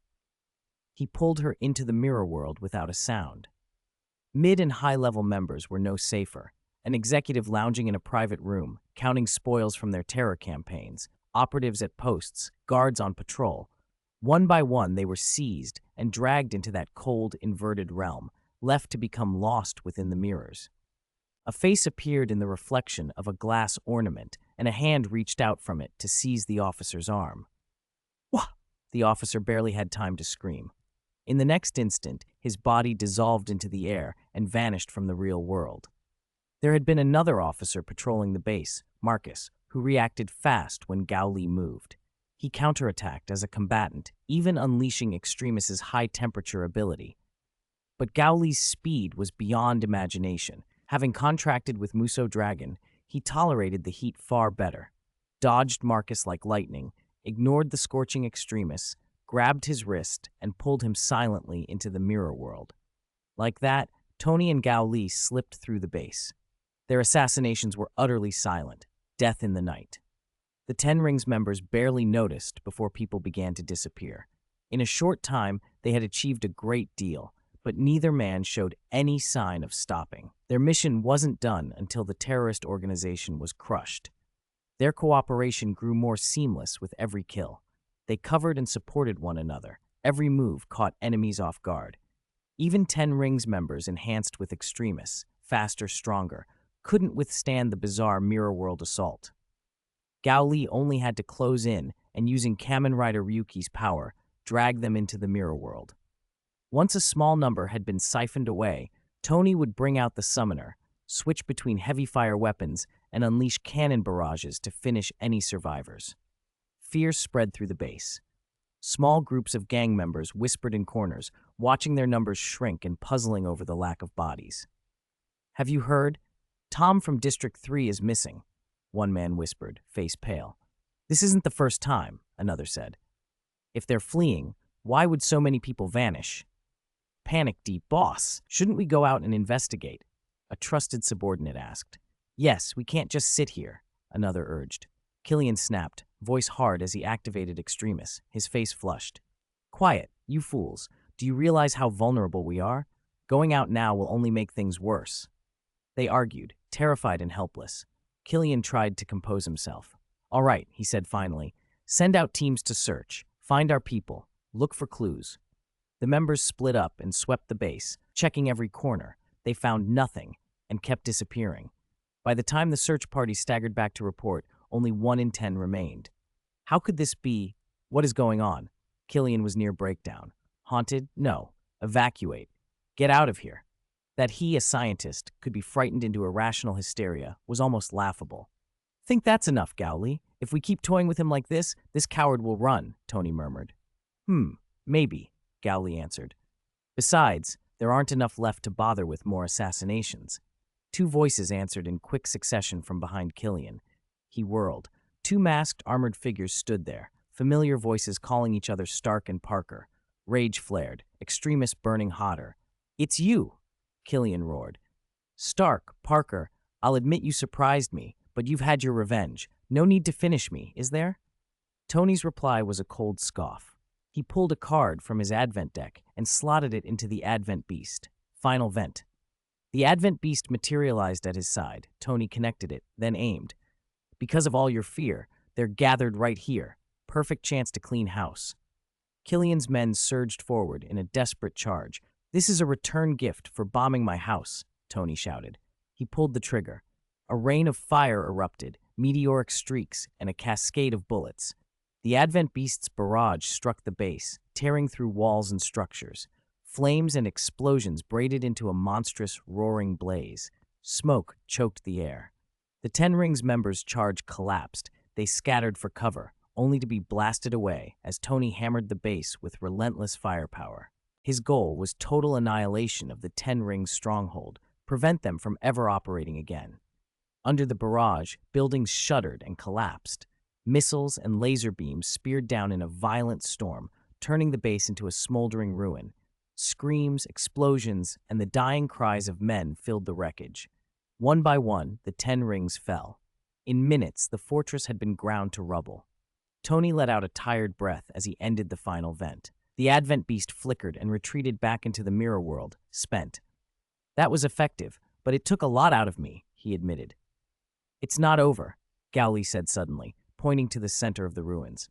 His enhanced senses, both the Kamen Rider Ryuki augmentation and his cyborg-level perception, picked up faint signs, breathing, a heartbeat. Killian was alive, still capable of fighting. Just as Gao Li suspected, Killian had crawled out clutching a few loyalists as human shields. brainwashed followers willing to die for him. He'd used the latest extremist formula on himself. His defenses and healing were superior to his men's. He staggered up from the rubble, blade hand steaming, and sneered, "You surprised me, but you don't have to finish me." Tony hesitated. He preferred to take criminals alive and hand them over to the law. Before he could answer, Gao Li's jaw set. "I refuse," he said flatly. "The thing I, Gori Parker, love most is saying no to terrorists who think they can live." Tony sighed. He knew Gao Li well enough to expect this.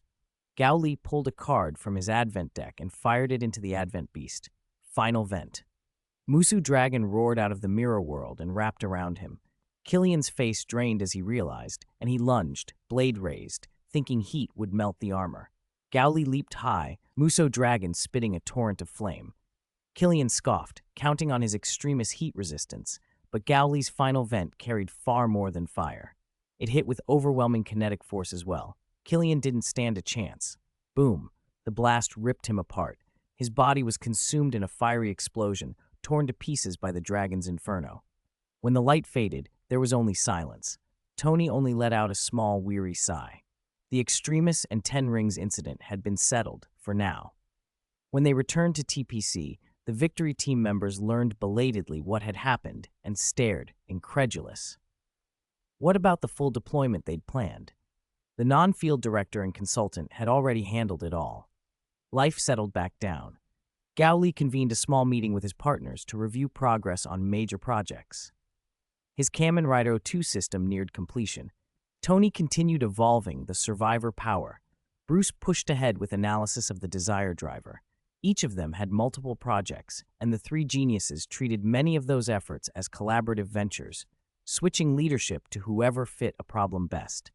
The cross-pollination made everything move faster. After the meeting, Gao Li introduced Xiao Guang to his other research partners. For example, Gao Li's research assistant, Peter Parker. "Peter, come meet your, grandnephew." Gao Li gave a short explanation of Xiao Guang's situation, then paused. There was such a gap in the family tree that exact labels felt awkward. "I'm an uncle?" Young Peter blinked, equal parts surprised and delighted. His cousin had quietly had a son? But when he finally looked at Xiao Guang, he fell into a puzzled reverie. This kid shouldn't be human, right? Why did so many Parkers seem to have spiders or wolves in them? Were they some kind of druids? A Parker zoo? "Hello, Uncle," Xiao Guang called out sweetly, eyes bright with expectation. From experience, Uncle Bruce and Uncle Tony had given him wonderful gifts the first time they met. Now the pressure was on Peter. Peter was only a teenager himself and didn't read the look properly. It felt more like being stared at by a hungry dog wanting food or a petting. Connecting that to Gao Li's offhand note that Xiao Guang was indeed canid, Peter worried. Could the kid actually be asking for food or a pat? Do you want a hot dog?" he asked tentatively, though he didn't actually have one. He could offer a pet at least. He really wanted to stroke Xiao Guang's head, but was afraid it might come off as awkwardly forward. Xiao Guang considered this gravely. Tony's and Bruce's gifts had set the bar high. A hot dog from Uncle Peter? Well, he nodded. Peter's face immediately flushed. "Sorry, I was just asking. I actually didn't bring any food. I'll make it up to you next time." Xiao Guang's expression fell into mock misery. Not even a hot dog? He reached into his sleeve, produced a small bag of biscuits, and handed them to Peter. "Here, for you. Eat some. Don't starve. Being hungry is really uncomfortable." Peter stared, oddly touched by the gesture. Gao Li, amused, stepped in to rescue the awkward moment. "Peter, how's everything? Can you juggle being Spider-Man, attending school, and your research internship all right?" Peter brightened. "Yeah, don't worry. If anything, it makes life feel more fulfilling." Gao Li listened and watched, satisfied. Since Gao Li had taken an interest in the Parkers, the family's living conditions had improved dramatically. Mr. and Mrs. Parker had initially refused direct help, so Gao Li had arranged a generous salary for Peter instead. After Peter returned to school with that backing, no one dared bully him anymore.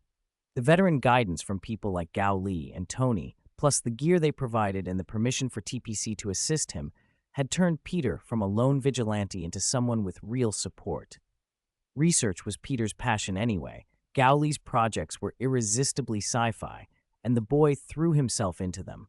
Peter felt like he'd been reborn since meeting Gao Li.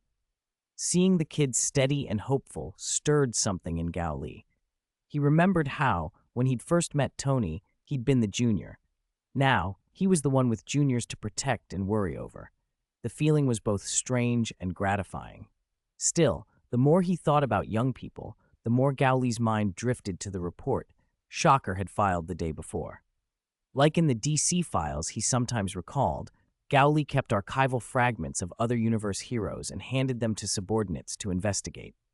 Shocker had reported successful contact with Wanda Django Maximoff and her brother Pietro Django Maximoff. Coincidentally, Wanda and Pietro had also been trying to reach Shocker, so the connection had been easy. The problem was that, according to Shocker's field reports, Wanda and Pietro weren't what Gao Li remembered. They had no powers. They were ordinary people. That set off a big question mark in Gao Li's head. Had his memories been wrong? It seemed too much of a coincidence to have two siblings with the same names and the same family ties without being the ones he knew. But the photos matched his recollection. The faces were right. Where were the powers? If they were ordinary, recruiting them into Shocker would be a disservice. Letting them continue ordinary lives would be safer. Shocker had also found why the siblings had reached out.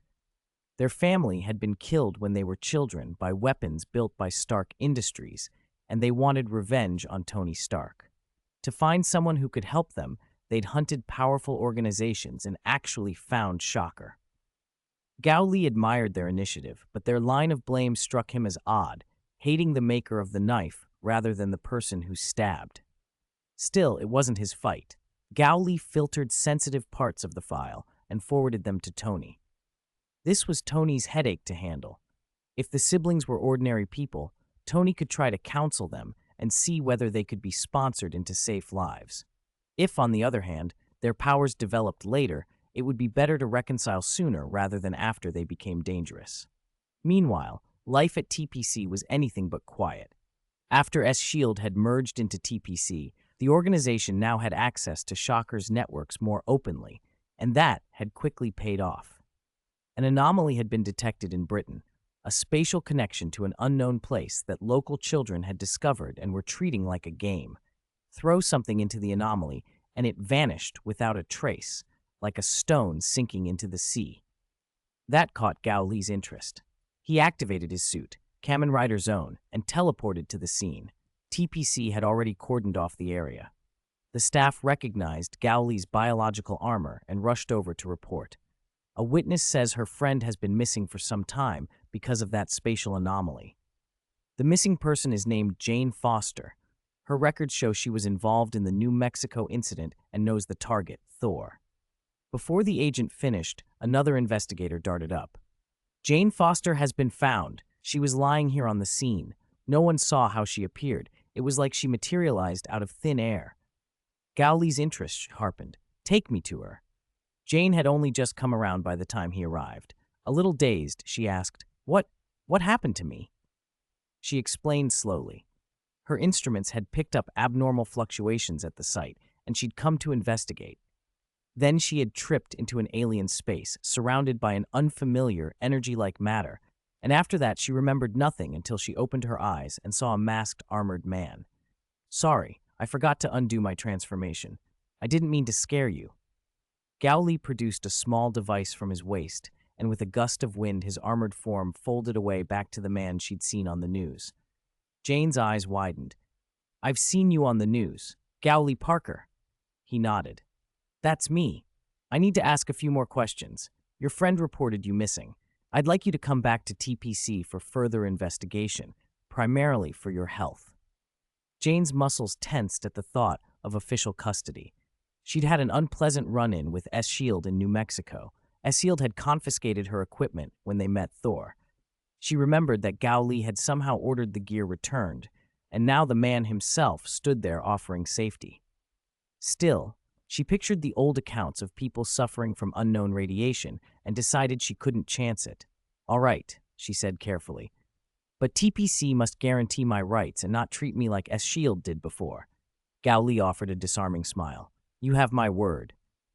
S.H.I.E.L.D. is now part of TPC. I'm a scientist, as are many of the people here. We'll be careful. Jane began to stand, preparing to go with them when a beam of brilliant light suddenly cut the sky. The Bifrost.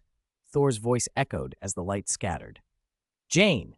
She blinked in disbelief. In New Mexico, she'd only briefly met Thor after he first arrived on Earth. She had not gone to Asgard with him and hadn't been involved romantically, just friends. Thor hurried over, his face troubled. Heimdall told me he couldn't see you, Thor said at once. And Father said there's been a leak in the ether particle's seal, so I came. Thor's eyes found Gao Li and darkened with something complicated, as if he wanted to say more but hesitated. Jane's curiosity spiked. Thor, what's wrong? Why are you here? He sighed. I want to take you back to Asgard. I suspect the ether particle has taken root inside you. Ether particle? Gao Li asked with interest. I read about it in the materials Odin gave me. You mean the reality stone, right? Thor inhaled slowly. I'm not entirely sure of the specifics. That's why I need to take Jane back to Asgard. Maybe we have a way to extract the ether particle. That probably won't work, Gao Li said. Miss Foster already agreed to cooperate with TPC's research. Besides, I have your Asgardian technology. Everything Asgard can do, I can replicate. Thor frowned. That doesn't change the danger. The ether particle will attract the Dark Elves. Even if your forces are strong, they aren't Asgard. They can't guarantee Jane and the ether particle won't be taken. Gao Li laughed. Do you know who you're talking to? Even Odin would have a hard time matching me. How could Asgard be safer than Earth? Thor hesitated, then kept his tone calm, remembering Odin's teachings. Gao Li, I know you're powerful, but you can't stay at Jane's side forever. I'm not talking about top-tier power like yours. On average, Asgardians are physically different from humans. There are simply more warriors of that caliber there. The Dark Elves hide in the shadows and strike when you're careless. If there's a single moment you leave Jane unguarded, they could succeed. Thor's point was valid. Asgardians, even when stripped of divine power, are still far stronger than ordinary humans. Gao Li blinked, then casually formed a connection spell. A driver and a key dropped into his hand. I won't take this personally, he said. This is barely standard issue for my victory team. Why don't you try fighting against this standard equipment first? Hey, Jane shouted. Aren't you going to ask the person involved? Both men turned to her. Gao Li asked, so what do you think? Jane hesitated. If Thor were her boyfriend, she would choose him without thinking. But he wasn't. Rationally, Gao Li's argument about technology and resources made sense. Emotionally, she trusted Thor. I think Thor makes a lot of sense. So can TPC stop the Dark Elves? She asked, trying to compromise. Gao Li shrugged. Isn't that what we're about to test? If Thor can't even overcome standard equipment, then Earth shouldn't be talking about stopping the Dark Elves. Thor's chest tightened. If Gao Li was using real magic, Thor admitted he might be outmatched. But standard equipment? That was an underestimation he couldn't accept. Then let's do it. I'm ready. He raised his hammer with a heroic call. Gao Li signaled the TPC staff to evacuate the area. The ether particle had appeared in an abandoned lot, why children sometimes played there, and the spatial anomaly had been discovered early.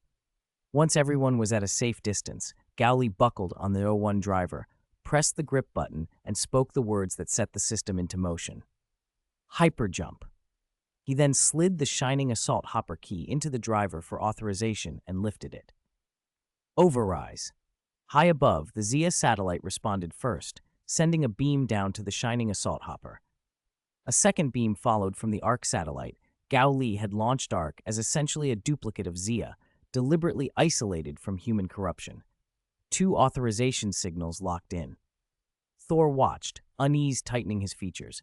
As the beams crossed, a giant locust shot out and intercepted a bolt of lightning Thor hurled toward Gao Li. The locust shimmered and transformed into armor, enveloping Gao Li. Announcements echoed. Transform, progrise, warning, hybridrise, shining assault hopper. No chance of surviving this shot. Gao Li's figure became Kamen Rider 01 in the shining assault hopper form. You'll regret thinking standard equipment is enough to beat me, he said. Thor snorted, electricity gathering around Mjolnir. He advanced, each step making the ground tremble. Gao Li tightened his grip on the authorized destroyer weapon, ready to test whether pure technology could stand against divine might. They didn't exchange taunts, only the clash of battle. Thor's first swing brought cold with it. The air shivered, frost forming like an anvil. He charged like a storm, Mjolnir a streak of light.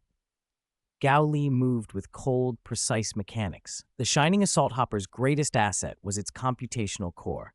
It could learn from an opponent and, in roughly 0.01 seconds, evaluate some 25,000 attack and evasion patterns to pick the best response. Gao Li had already fed Thor's past combat data into the system. The destroyer switched between axe and gun modes in an instant, a barrage of strikes and shots. In axe mode, it smashed into Thor, sending vibrations through his cape. In gun mode, energy rounds tried to pierce his defenses. Thor blurred out of position, leaving only an afterimage. Gao Li, eyes narrowed, swung the axe toward where the system predicted Thor would be, but Thor had already materialized behind him and punched the ground. Gao Li leapt, the Shining Assault Hopper's pre-calculations keeping him alive. He predicted my moves. He's fast, Thor muttered. They traded blows through the abandoned district, metal and thunder colliding. Gao Li's movements were a reader's dream of cold efficiency. Long-range gunfire, close-range axe strikes, avoiding raw strength confrontations whenever possible. Thor, relying on speed and sheer power, met him again and again. Ha! Thor shouted as he swung Mjolnir. Relying on standard gear, you're slower and weaker than before. Gao Li's armor amplified his agility, and the system's prediction kept him one step ahead. Their figures crossed and recrossed in the sunlit dust storm as bricks and masonry cascaded from collapsing buildings. The battle quickly escalated. Sparks filled the air and the ground shattered beneath their impacts. Cracks crawled across Gao Li's armor, but he remained steady, pushing the Shining Assault Hopper's computation to its limits. He dodged at odd angles, anticipated Thor's follow-ups, and countered with a flurry of attacks. Despite Thor's might, Gao Li's high-speed, calculated offense was overwhelming in its own way. For a stretch of 100 meters, the abandoned district became a battlefield. Smoke and tension thick in the air. Damn, Thor gritted. I didn't expect standard equipment to hold out this long. After a head-on clash, both men staggered back. Thor's expression was dark. Earthling technology, or more precisely Gao Li's, had advanced far beyond what he'd assumed. Though Gao Li showed more visible damage, he'd fought on terms Thor hadn't expected. Why'd you stop? Gao Li called. Come at me. Thor's chest rose. You've some computational ability. I can sense it. It's powerful, but it only models part of me. His face-saving words gave way to action. He crashed forward, axe and hammer, meeting Gao Li's destroyer. The impact flared like a storm. To save face, Thor's offensive intensified. Lightning gusts and gale force strikes accompanied every blow. Gao Li kept his composure, timing and frequency of attacks determined to preserve the optimal state as calculated by the system. But numerical difference matters. No matter how precise Gao Li's calculations, Thor's raw speed and strength were superior. The toll of the fight showed. This can't drag on, Thor muttered. The longer it goes, the worse it gets. Watch me finish this in one strike.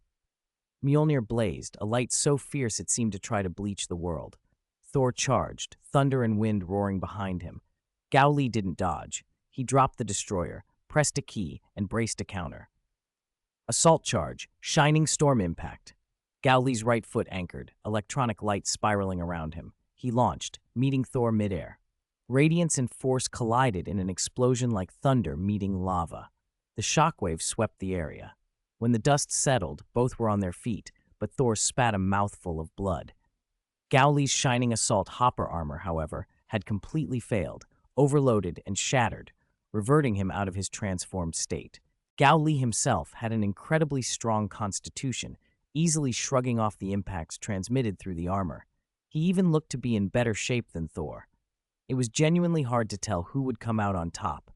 Yet in Thor's mind, forcing such an outcome against a standardized weapon was already a loss. Thor had honor and pride. He could not accept being bested like that. You really never failed to surprise me about Midgard, Thor muttered, turning to look at Gao Li with a rueful sigh. If Midgard's warriors have this kind of strength, they could certainly handle the Dark Elves. He seemed unwilling to stay. Thor raised Mjolnir, as if to call Heimdall to open the Bifrost and take him away. Asgard should not continue to intervene. Even though the matter involved the ether particle and the fate of the Nine Realms, things Odin would normally take very seriously. Once Gaoli was involved, the situation changed. Odin would have to consider whether acting would anger Gaoli. Phew, seems that's the limit of the shining assault hopper. Gaoli exhaled, having gotten the data he needed. He'd been a little playful with Thor. While the 001 driver and the key were standard Victory team equipment, the keys themselves varied in power. The shining assault hopper key Gaoli had used was clearly stronger than those Natasha and Clint held, which let him push out more force. "Director, what should we do next?" a TPC staffer asked over comms. Gaoli ordered Jane brought to the laboratory at the TPC base. This was the first time he had seen an Infinity Stone, this time the ether particle, fuse with a human body. Previously, the Space Stone had fused with a soul. Separating the ether from Jane safely would require time and careful research. Gaoli wasn't going to treat human life lightly. If Jane agreed to cooperate, it was his responsibility to protect her health as best he could. To be safe, he called Tony and Bruce in for assistance, though both could only help remotely for now. Bruce had been living in seclusion on a private island Gaoli had purchased because of the Hulk's danger. Gaoli had spared no expense: luxury residences, entertainment facilities, full research equipment. The island was a paradise for a scientist. Bruce had been so comfortable there, he'd almost forgotten to leave. Tony, meanwhile, was embroiled in the mess with the Maximoff siblings. Gaoli had pretended he was introducing a new stabilizing influence, Little Light, to ease tensions, but in truth, he'd also dumped Little Light on Tony to look after. If Little Light hadn't actually been useful, if, say, Wanda had taken a particular liking to him, Tony would have already flown over in his suit. Analyzing the ether particle from scratch was a technical job. Even with the combined smarts of three great geniuses, it couldn't be rushed. They were only halfway through when an unexpected event struck. At the most inopportune hour, late at night, the Dark Elves Thor had warned about arrived uninvited. A roar split the sky as black flying vessels cleaved through the darkness like sinister dragons. Their target was the TPC base. Helmets hid their faces, leaving only cold, merciless eyes. Black armor and advanced weapons turned the peaceful night into a scene of looming slaughter. Their leader was Malekith, the madman who had once tried to return the universe to endless night. He had returned with vengeance. But Malekith was not the strongest dark elf present.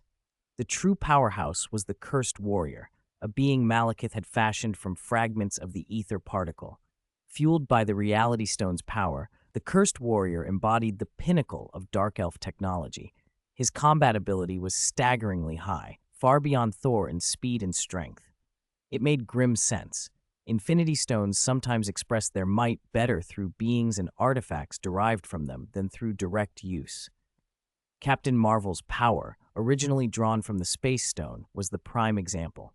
The Cursed Warrior, born of the Ether's fragments, was in effect a Reality Stone analog to that kind of derivative power, hence his terrifying strength. "The ether particle's reaction is in this facility," Malekith commanded coldly. "Attack! Retrieve the ether!" Alarms screamed through the TPC base as red warning lights strobed. The previously calm facility plunged into emergency. Soldiers rushed from their barracks and donned advanced gear while ground crews mobilized. Victory Falcon 1, Victory Falcon 2, and the Artes, along with other aircraft and spacecraft, launched to intercept. "Heh! Do the people of Midgard think their backward technology can contend with us?" Malekith sneered from atop his flagship, his black robes billowing like a shadow. The TPC fleet met the Dark Elves in a furious counterattack. Victory Falcon 2 fired first, its Texas laser cannon searing through the night and leaving scorched wreckage in its wake. Victory Falcon 1 spun and dodged, raining dense volleys of light on the enemy like a meteor shower. The Arctis coordinated and commanded, its max energy cannon painting the sky with blinding beams that both destroyed foes and gave pilots precious visibility. Dark elfcraft and TPC fighters danced and collided in a deadly weave. Energy beams lanced out from enemy ships. TPC pilots dodged and retaliated. The Arctis rode the battle like a fortress, firing down enemy vessels one by one. Malekith piloted his flagship across the fight with a cruel grin, his right hand manipulating controls. A concentrated beam struck toward Victory Falcon 1. Its pilot barely evaded the first attack, but Malekith hammered again with a hotter, thicker blast. "Scatter!" the squadron captain yelled. The TPC fighters fanned out to disperse the assault, but Malekith anticipated the move. His warship drew an arc and threaded between their defenses to strike from the rear. Several TPC jets went down, sacrifices of war. The losses were less than Malekith had expected, though. "Their aircraft technology is surprisingly good," Malekith muttered, frowning. "I expected this level of resistance only from Asgard." The battle hung in a bloody stalemate. Though the Dark Elves had numbers, the TPC fighters' tenacity kept them from breaking through, and TPC's advanced ships were stretched thin by the enemy's firepower. Seeing the deadlock, Malekith made a decisive choice. "Keep engaging the Midgardians. Send an elite unit with me for ground combat, infiltrate the facility, and seize the ether particle." He and his elite squad plunged toward the TPC base interior, faces shrouded in shadow, weapons glinting coldly. Their objective was clear: Jane Foster in the facility's core. But Gowli had prepared for a Dark Elf attack. He had stationed 4 steadfast defenders where the invaders would come through. "Of course they'd come, but this path is blocked," Steve said steadily as he, Bucky, Natasha, and Clint stepped forward. They were the victory team, TPC's best. Malekith laughed. "Midgardians? You really think the 4 of you can stop us?" He believed Midgard to be the weakest of the 9 realms. Dark Elves were all far stronger than humans, and he considered himself an outstanding one. With superior force and numbers, victory should be inevitable. "We'll find out after we fight, won't we, Captain?" Bucky answered with a grin. Steve took a ready stance. "Exactly. If it's just fighting you, I can do it all day." "Transform," they called. Steve and Bucky transformed first. Natasha and Clint drew their keys, slotted them into their already equipped Dur-1 drivers, and authorized them. The ceiling above the intruders split as 2 massive figures crashed through and dropped into the chamber.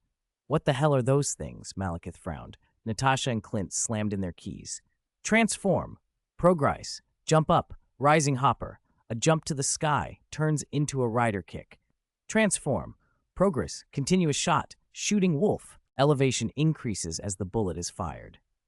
The 2 hulking suits completed their transformation, becoming full-body armor unlike anything Malekith had seen, high-tech and gleaming like the aircraft outside.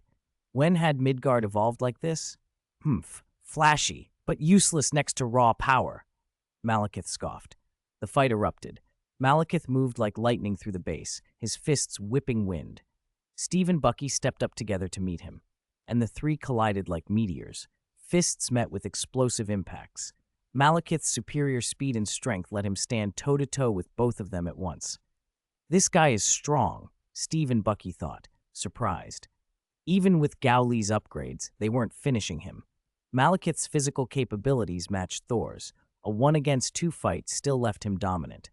Meanwhile, Natasha fought through a ring of tall Dark Elves. She was fearless. Using the high jump hopper's traits to spring and dodge, she struck back with astonishing speed and force that caught her enemies off guard. Clint held the long range, picking off distant foes with sharp aim and keeping multiple attackers at bay. Still, with only 4 of them, they couldn't hold every avenue. Steve and Bucky saw from the corner of their eyes that several Dark Elves were using the chaos to slip past the front lines toward Jane. "We can't be tied up with their leader for too long. Take out the flankers," Steve said, deciding in an instant. They began to disengage. Malekith wouldn't let them slip away so easily. "You won't," he roared, striking hard to stop them. His raw strength outclassed either of them individually, but not overwhelmingly enough to crush both.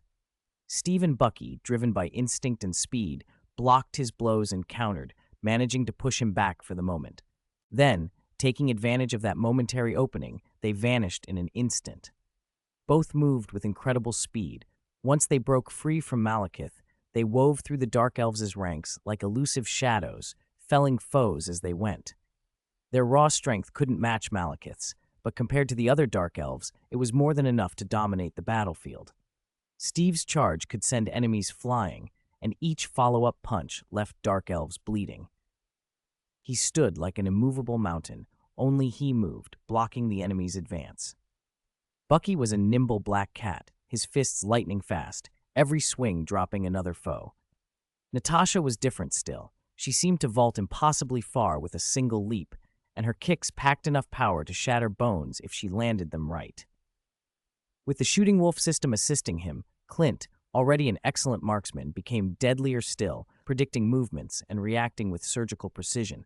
His energy arrows rained like a rapid, pinpoint meteor shower. Damn it, I clearly outmatch any of them, and we outnumber them. Why's this a stalemate? Malekith fumed. It should have been a crushing victory. Instead, it had bogged down into a messy fight. They needed to end it fast. Send the cursed warrior over, he barked the order, and almost instantly, the cursed warrior, an unstoppable force with terrifying physical ability, charged in like a heavy truck.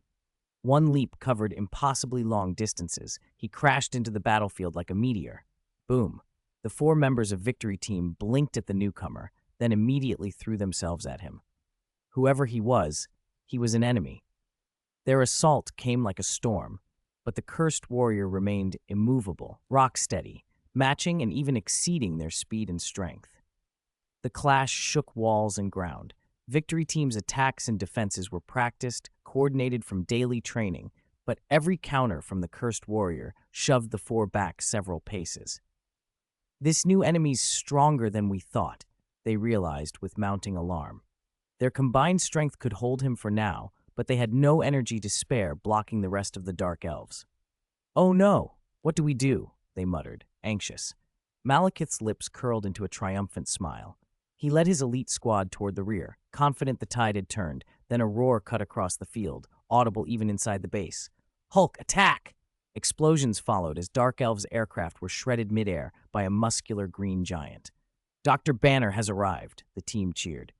Malekith's face darkened. Not long after, humanoid steel mechs, AI-controlled, swooped in from the horizon and engaged the Dark Elves' flyers. Tony had answered. With everyone of Victory Team on site, full deployment was finally achieved. Bucky laughed, and Malekith's expression soured.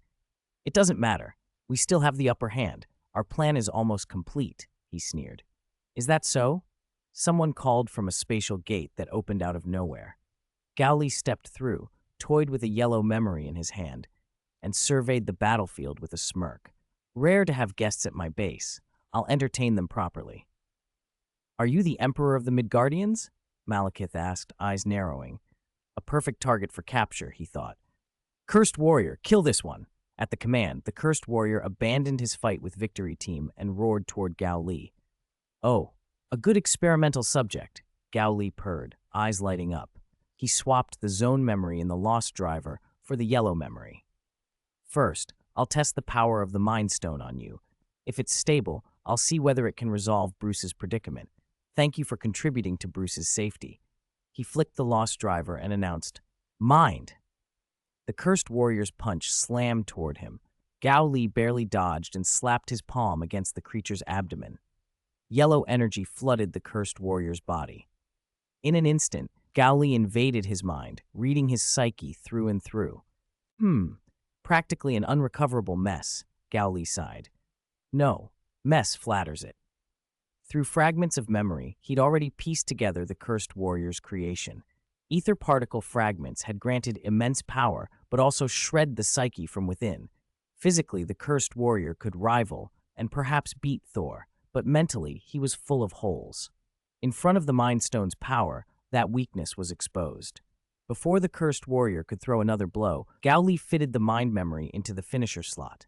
Mind, maximum drive. A brilliant yellow light erupted and swallowed the cursed warrior. It flashed and was gone. When the light faded, the cursed warrior still hung in a punching pose, but his body was utterly motionless. His eyes were vacant, as if stripped of life. What happened?" Malekith stammered. The greatest cursed warrior of the Dark Elves had been neutralized in one move. "How?" Gao Li clapped once, an annoyed smile on his face. "What a waste of effort, like slapping myself." He shrugged off the Lost Driver, put it away, and said, "I told Thor the Victory Team's standard gear would resist the invasion. I'll stick with the 01 driver." He produced the 01 driver, then flipped out a strangely shaped silver key and punched its button. "Everybody jump!" Gao Li wasn't contradicting himself. He was using the standard driver, but he hadn't said which key he'd use. So he chose the 01 driver's trump card, the metal cluster hopper key. Progress. He clicked the key into the driver. A swarm of silver-white metal grasshoppers buzzed into being, circling him. "Let's rise! Lee! Let's rise!" he chanted as the insects swarmed. Malekith, already furious at being thwarted, hurled a black hole grenade at Gao Li. It was one of the Dark Elves' most destructive relics, second only to the Cursed Warrior. The grenade didn't get far. A metal grasshopper intercepted it and knocked it out of the sky. In the end, the grenade only managed to chew away a section of floor. Metal Rise, secret material, X-metal, metal cluster hopper, high quality, Gao Li narrated as the insects gathered on his body, fusing into a shining silver armor. The swarm formed sleek, handsome plating, Kamen Rider 01 metal cluster hopper form. Those tiny silver bugs moved with unnerving speed. Malekith thought twice about throwing anything else. If he lobbed another weapon, the swarm might snatch it and return it to him. "Emperor of the Midgardians," he barked through clenched teeth. "No matter how flashy you get, you can't match the Dark Elves." Gao Li ignored the taunt and addressed Steve, Natasha, and the others. "You lot go rest. I can handle this." The Cursed Warrior alone had overwhelmed all four of them. They were exhausted from fighting Malekith and his elites. Still, Steve shook his head. "We are warriors. We are victory team. As long as we're standing, we fight to protect Earth. Trust us, we can keep going." Gao Li smiled approvingly. "That spirit's admirable. Fine, stall Malekith and I'll clear out his minions. My new ability is handy for mopping up fodder." Malekith was livid but impotent. The four members stepped up and decisively blocked his path, engaging him despite fatigue. Even drained, their Kamen Rider basics let them keep him occupied. Gao Li faced the mass of Dark Elves closing on him and gave them a dismissive wave. "You're already dead." The Dark Elves roared in outrage, venomous with contempt for Midgardians. "Too arrogant, too presumptuous. Who does he think he is? We are the elite. Take down this emperor." They charged, and Gao Li opened his hand. The metal grasshoppers streamed out, alive with purpose. They swarmed and fused, forming a vast, great, coordinated mass of tiny, mobile units. The metal cluster hopper key's everybody jump ability wasn't just a flashy trick. Applied to the phase change armor, it allowed self-replication and fusion of the cluster cells, individual grasshopper-shaped units that could replicate rapidly and combine. Gao Li remotely controlled them to attack and defend as a single, unified force, the Cluster Tempest. If one looked closely, they would see that the grasshoppers' bodies were made of a strange metal, hard and smooth as if not even darkness could penetrate them. It was X-metal. They formed a silver-white ocean, their bodies reflecting a cold, metallic gleam in the gloom, a terrifying shine. Midgardians, of all things, using insects to attack? The elite Dark Elves scorned the sight.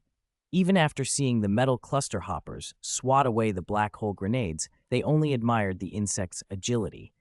Agility alone, they thought, was not enough in battle. Those were just Gao Li's toys, no real threat. The Midgardian before them was bluffing. Their power could easily destroy some little bugs. They were wrong.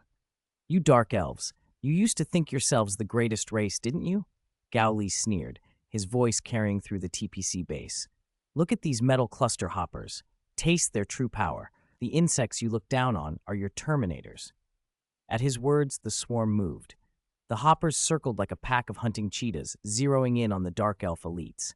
They swept in like a silver whirlwind, fast enough to freeze the smug smiles on the Dark Elves' faces. "Counterattack! Counterattack!" the Dark Elves shouted, but their strikes proved almost useless. The grasshoppers' skins were extraordinarily hard, and their bodies unnaturally dense, as if forged from the hardest metal. That was exactly what they were made of. X-metal's phase control properties let it change hardness, plasticity, and density at will. Each metal cluster hopper could shift instantly from liquid metal to a Noop hardness of 10,800. For comparison, Diamond's Noop hardness is only 7,000 to 8,000. X-metal was far harder than Diamond, and their armor held. "This is impossible," one Dark Elf cried. "How can these little insects be so hard?" What came next defied their understanding even more. As the hoppers touched them, sizzles ran across the Dark Elves' skin. Their weapons and armor began to crack and crumble. Their bodies felt as if they were decomposing from the point of contact. No! What's happening? Cries of terror and disbelief echoed through the corridor. Pain contorted their faces as their equipment and flesh became brittle and brittle still. The metal cluster hopper's signature ability, Cluster Cell, wasn't merely a physical attack. As the theoretical final form of the Euro 1 driver system, the metal cluster hopper had unique trump cards. Its greatest power was corroding whatever it touched. It embrittled targets at the molecular level and decomposed them on the spot. The hoppers, biting and tearing, only finished what the corrosion began. With that added strike, the swarm could reduce matter to dust. Is that a higher mode of the O1 driver system? Incredible. Even Natasha and Clint, who'd been busy stalling Malekith, stole glances. Gao Li's display pushed the boundaries of what they'd imagined the O1 driver could do. The Dark Elves, now face to face with this horror, were paralyzed. They had never seen such power. Gao Li watched them suffer with a cold smile. Thought you were omnipotent, did you? How does it feel now? Their eyes burned with hatred and bewilderment. They lashed out at Gao Li, but his smile barely flickered. Their attacks couldn't even penetrate the Hopper's defense line. Panic replaced pride as the elites tried to flee, but the swarm hunted like a sharpened blade, piercing them one by one. Weapons and gear crumbled, bodies were easily pierced. The Hoppers moved like an irresistible silver torrent, swallowing defenders, reducing them to dust. The Dark Elves' attitudes flipped from contempt to shock, rage, and finally sheer terror. "Run! Help me! Don't come near me!" they screamed, but the relentless swarm closed in. Even the squad leader couldn't believe it. We lost to these bugs? It was humiliation beyond measure, and there was no escape. The metal cluster hoppers seemed inexhaustible. The number of Dark Elves dwindled until the last elite was consumed. His corpse powdered to nothing. No, no, no, no! It can't be. Malekith watched as if trapped in a nightmare. His elite Dark Elf force, pride of his command, had been wiped out by a single Midgardian in moments. Gao Li snapped back. "Stop your whining and join them. Thank me for my mercy." As the metal cluster hoppers returned to formation, Gao Li slapped the key at his waist. "By authority of the TPC director, Victory Team, full assault!" "Yes," came the unified shout. Steve, Bucky, Natasha, and Clint answered in unison, coordinating with Gao Li to unleash their finishing moves. They leaped high and struck toward Malekith. Rising impact. Shooting impact. Double rider kick. Double rider kick. Metal rising impact. 5 fighters converged from different directions, forming 5 converging rays of light and delivering simultaneous kicks. Malekith, leader of the Dark Elves, was no weakling. He matched Thor in some aspects of power. Alongside raw strength, he wielded an invisible psychokinetic force. He poured everything into maintaining a barrier, holding a furious stalemate against the 5 assaults. His muscles bulged and veins stood out as he strained, but the barrier compressed and finally shattered under the combined onslaught. Boom! Gao Li and Steve flashed past as a violent explosion consumed Malekith. When smoke cleared, he crouched, blackened like charcoal. The metal cluster hopper's corrosion took hold at the moment of impact. His body crumbled to dust, leaving no bones, no trace. Malekith's fall triggered a chain reaction. Outside, the battle collapsed. The TPC side achieved a decisive victory. Tony's legion of Iron Man suits and the Hulk, who fought like a one-man army, had struck with crushing effect. Heimdall observed the whole engagement. Although Asgard had outwardly stepped back from handling the ether particle out of caution toward Gao Li, Odin remained concerned about the Reality Stone, and Thor worried for Jane. The outcome left both gods stunned. The Dark Elves, once a force to make Asgard tremble, had been routed by a Midgardian. In an instant, Midgard's strength from top to bottom looked equal to Asgard's. Odin and Thor felt the world changing, and they traced that change back to one person. The one who embodied Midgard's rising might and led its sudden leap in power, Gao Li. Gori Parker, the name was already synonymous with a new era. After the battle, Gao Li gathered his research partners again, this time to solve Bruce Banner's problem. He'd already used the mind memory on the cursed warrior and felt confident he could apply Mind Stone-related techniques safely to help Bruce. To his surprise, Tony Stark, absent for some time, showed up as well. "Yo, if it isn't youth educator Tony Stark," Gao Li teased. "How do you have time to attend a meeting?" Tony shot him a sour look. the same man who dragged Xiaoguang and the Maximoff siblings into trouble. You always get it wrong. Don't think a genius like me would be stuck on adolescent psychology forever, Tony replied. With my talent, I could get a doctorate in psychology in no time. I've just been busy with other things. Oh, big plans besides helping my projects? Gowley's curiosity was genuine. Tony was a research partner, not a subordinate. His own inventions would naturally continue. Tony puffed up. Of course. I'll keep most of it under wraps for now, but it'll surprise you when it's ready. I'll say this much. Like your recent work, it's connected to the Mind Stone. In truth, Tony had been holding back something for a while. Beyond the Iron Man suits and the arc reactor, Jarvis had been his pride. Tony had been the unquestioned top expert in AI. Losing ground to Gowley's Kamen Rider system stung, and he'd never imagined that in the past year Gowley would make leaps in artificial intelligence too. Satellite Arc and Satellite Zia had computing power Tony had used and feared. Even with his ego, he wouldn't claim Jarvis could rival Arc and Zia. Tony had a big plan, to research and develop a new generation of artificial intelligence and see if he could surpass Arc and Zia. Working with Gowley, he was surprised to discover that the Mind Stone's power had an astonishing effect on this field. It felt like the right direction, and he became even more driven. Gowley, seeing Tony so secretive and excited, didn't dampen his enthusiasm. He nodded. All right, I'll wait to be amazed. But today isn't about that, Tony said. It's about using the mind memory to reconcile Bruce and the Hulk. Bruce, what do you think? If it can be done, it would be a relief, Bruce said bitterly. I've suffered long enough. I'd even be willing to die for it. Dying's a bit dramatic, Gowley coughed. There's no life-threatening risk, but there are some dangers. You should think it through. Do you think I'm joking? Bruce snapped, voice flat with exhaustion. I really did try to kill myself once. The bullet went in, and Hulk spat it out. So I don't care. Just do it. Whatever happens, I won't blame you. I'll thank you. All right, Gowley said. He took a deep breath and slid the mind memory into the driver at his waist. Transform. Mind. Gowley had never had great compatibility with the mind memory, same as with the time memory, so he didn't intend to use it a lot. Still, using its power briefly would do the job. Before we begin, listen, he told Bruce. The Hulk inside you is part of you. You can't separate the two, but your relationship needs reconciliation. You have to accept one another. Gowley, it's not like I haven't tried, Bruce said, his voice raw with despair. I can't control him. He appears when I least want him to, and all he brings is destruction. No, Gowley said gently but firmly. You have to face the part of yourself that's Hulk. Only by talking to him will you find the answer. Gowley's hand found Bruce's shoulder. For an instant, he felt like a charlatan, like a certain sorcerer supreme, then pushed the feeling aside. Okay, I'll try. Bruce closed his eyes and braced himself. I'll help. I'll calm Hulk's anger and open the way for conversation. Gowley's palm glowed with a warm yellow light as the Mind Stone's power seeped into Bruce's inner world.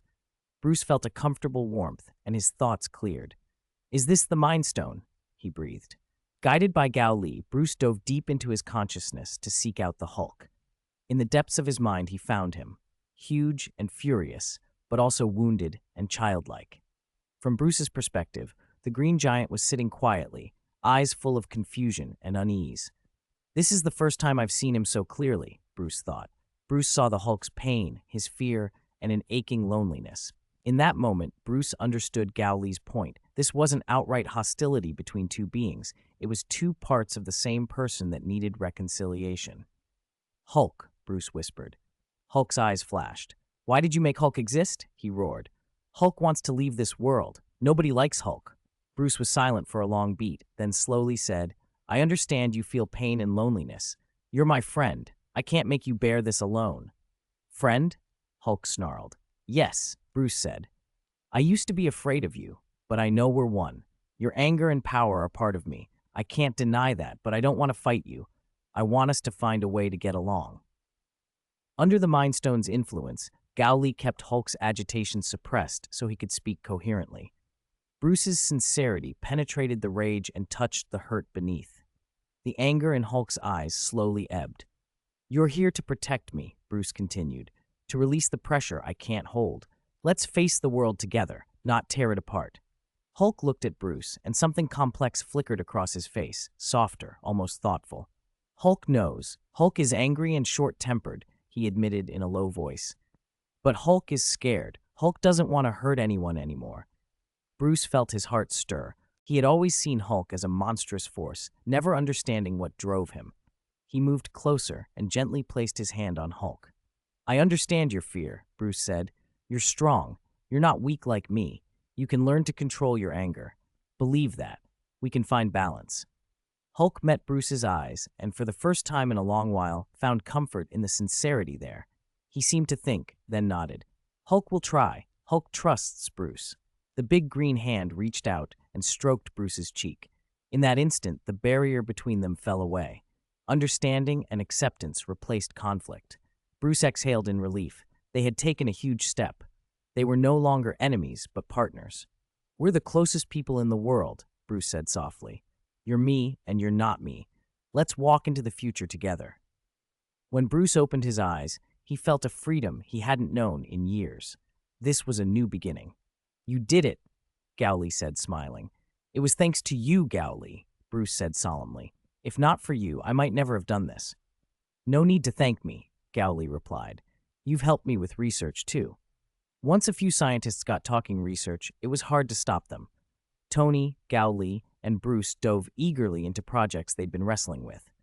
At the center of their discussion was the Desire Driver. As a piece of future human tech, it contained ingenious concepts, and between the three of them, the overall analysis was almost complete, but one enormous hurdle still loomed. They walked to Tony's private lab and continued the debate.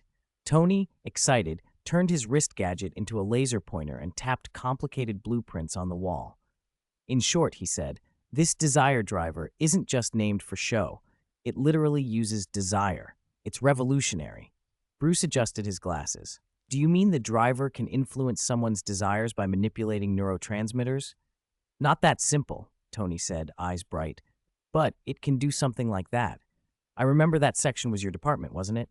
No, Gao Li was handling that part, Bruce replied. Doesn't matter, Tony interrupted. My model suggests the driver can, indirectly, affect a person's desires by finely tuning neural pathways and the brain's reward system. That sounds like a side effect, Bruce said. A faint one. That's not what I want to discuss.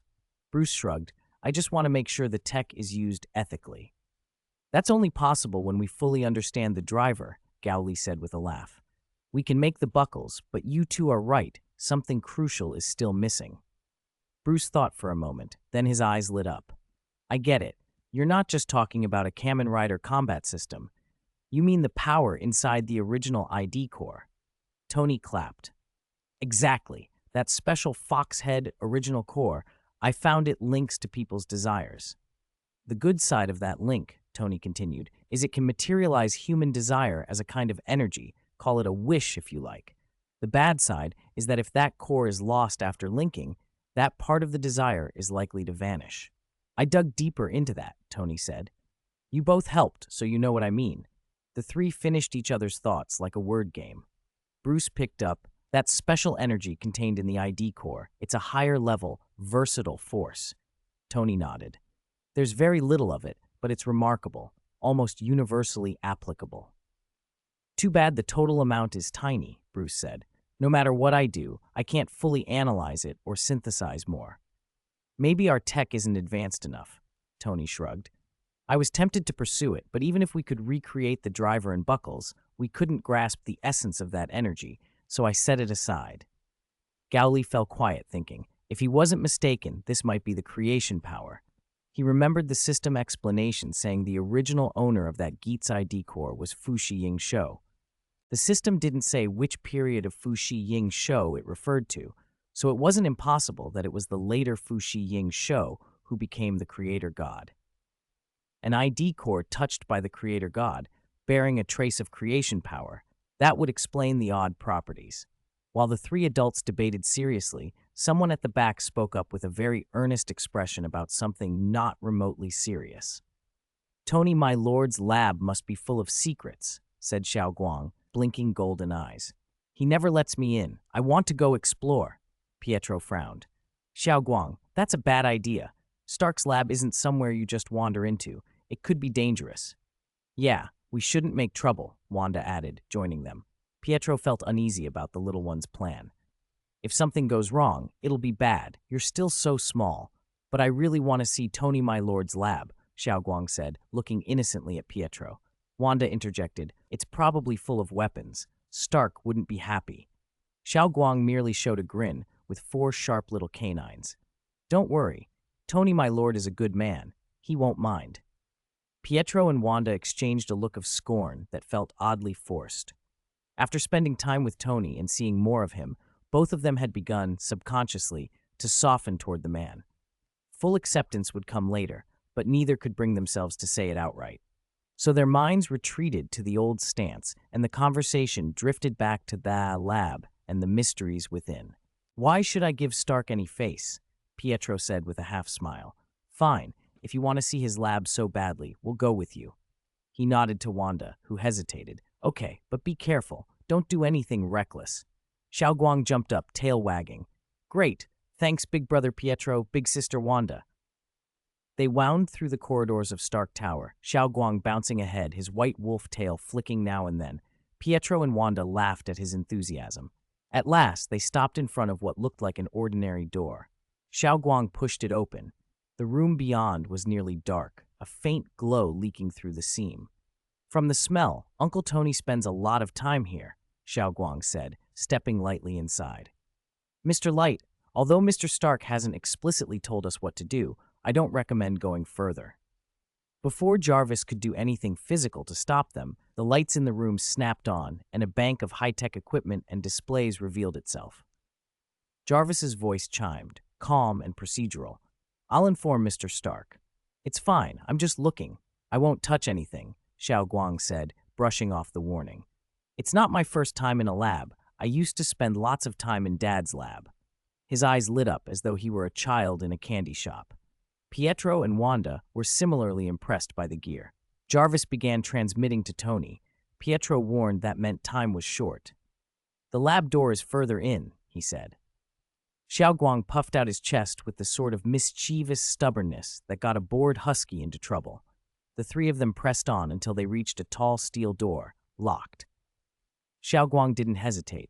A thin white light flared from his fingernail, and he traced the lock.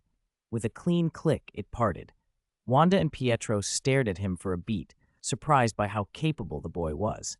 Inside, Xiao Guang darted between consoles and instruments. This lab felt different from Gao Li's, more sophisticated, more stark. Wow, this place is so cool, Xiao Guang declared. All the blinking lights make it even more sci-fi than Dad's lab. Pietro, unable to resist, poked and prodded everything. Look at this thing changing colors. It's awesome. Wanda picked up a test tube and warned, Careful, that could be dangerous. Xiao Guang, who had just been slapped down, immediately took the cautionary roll. I know! Don't touch that! Wanda blinked and obeyed. She pressed a button on a nearby console out of curiosity. The instrument pulsed and sent a soft flare of light into the air. Wanda jumped back. What did that do? Xiao Guang peered over. It looks like an energy converter. It changes one form of energy into another, basically making energy easier to store or use, like how solar panels convert light into electricity. Pietro and Wanda exchanged baffled looks. He sounded like he'd swallowed a textbook. Pietro waved a hand. Okay, neat. What's the point, though? Well, Xiao Guang thought a moment. You could use it to power the city. Pietro deflated. I thought it was something incredible. Let's go. Wanda tugged at Xiao Guang's arm, ready to leave. Then Xiao Guang suddenly froze, eyes narrowing. Something's pulling me that way, he said, gently slipping his arm from Wanda's grasp. Don't run off, Wanda warned, but Xiao Guang was already moving, as if drawn by something invisible. Pietro frowned and followed, puzzled. The path was a maze of high-tech devices until Xiao Guang stopped before an unassuming machine.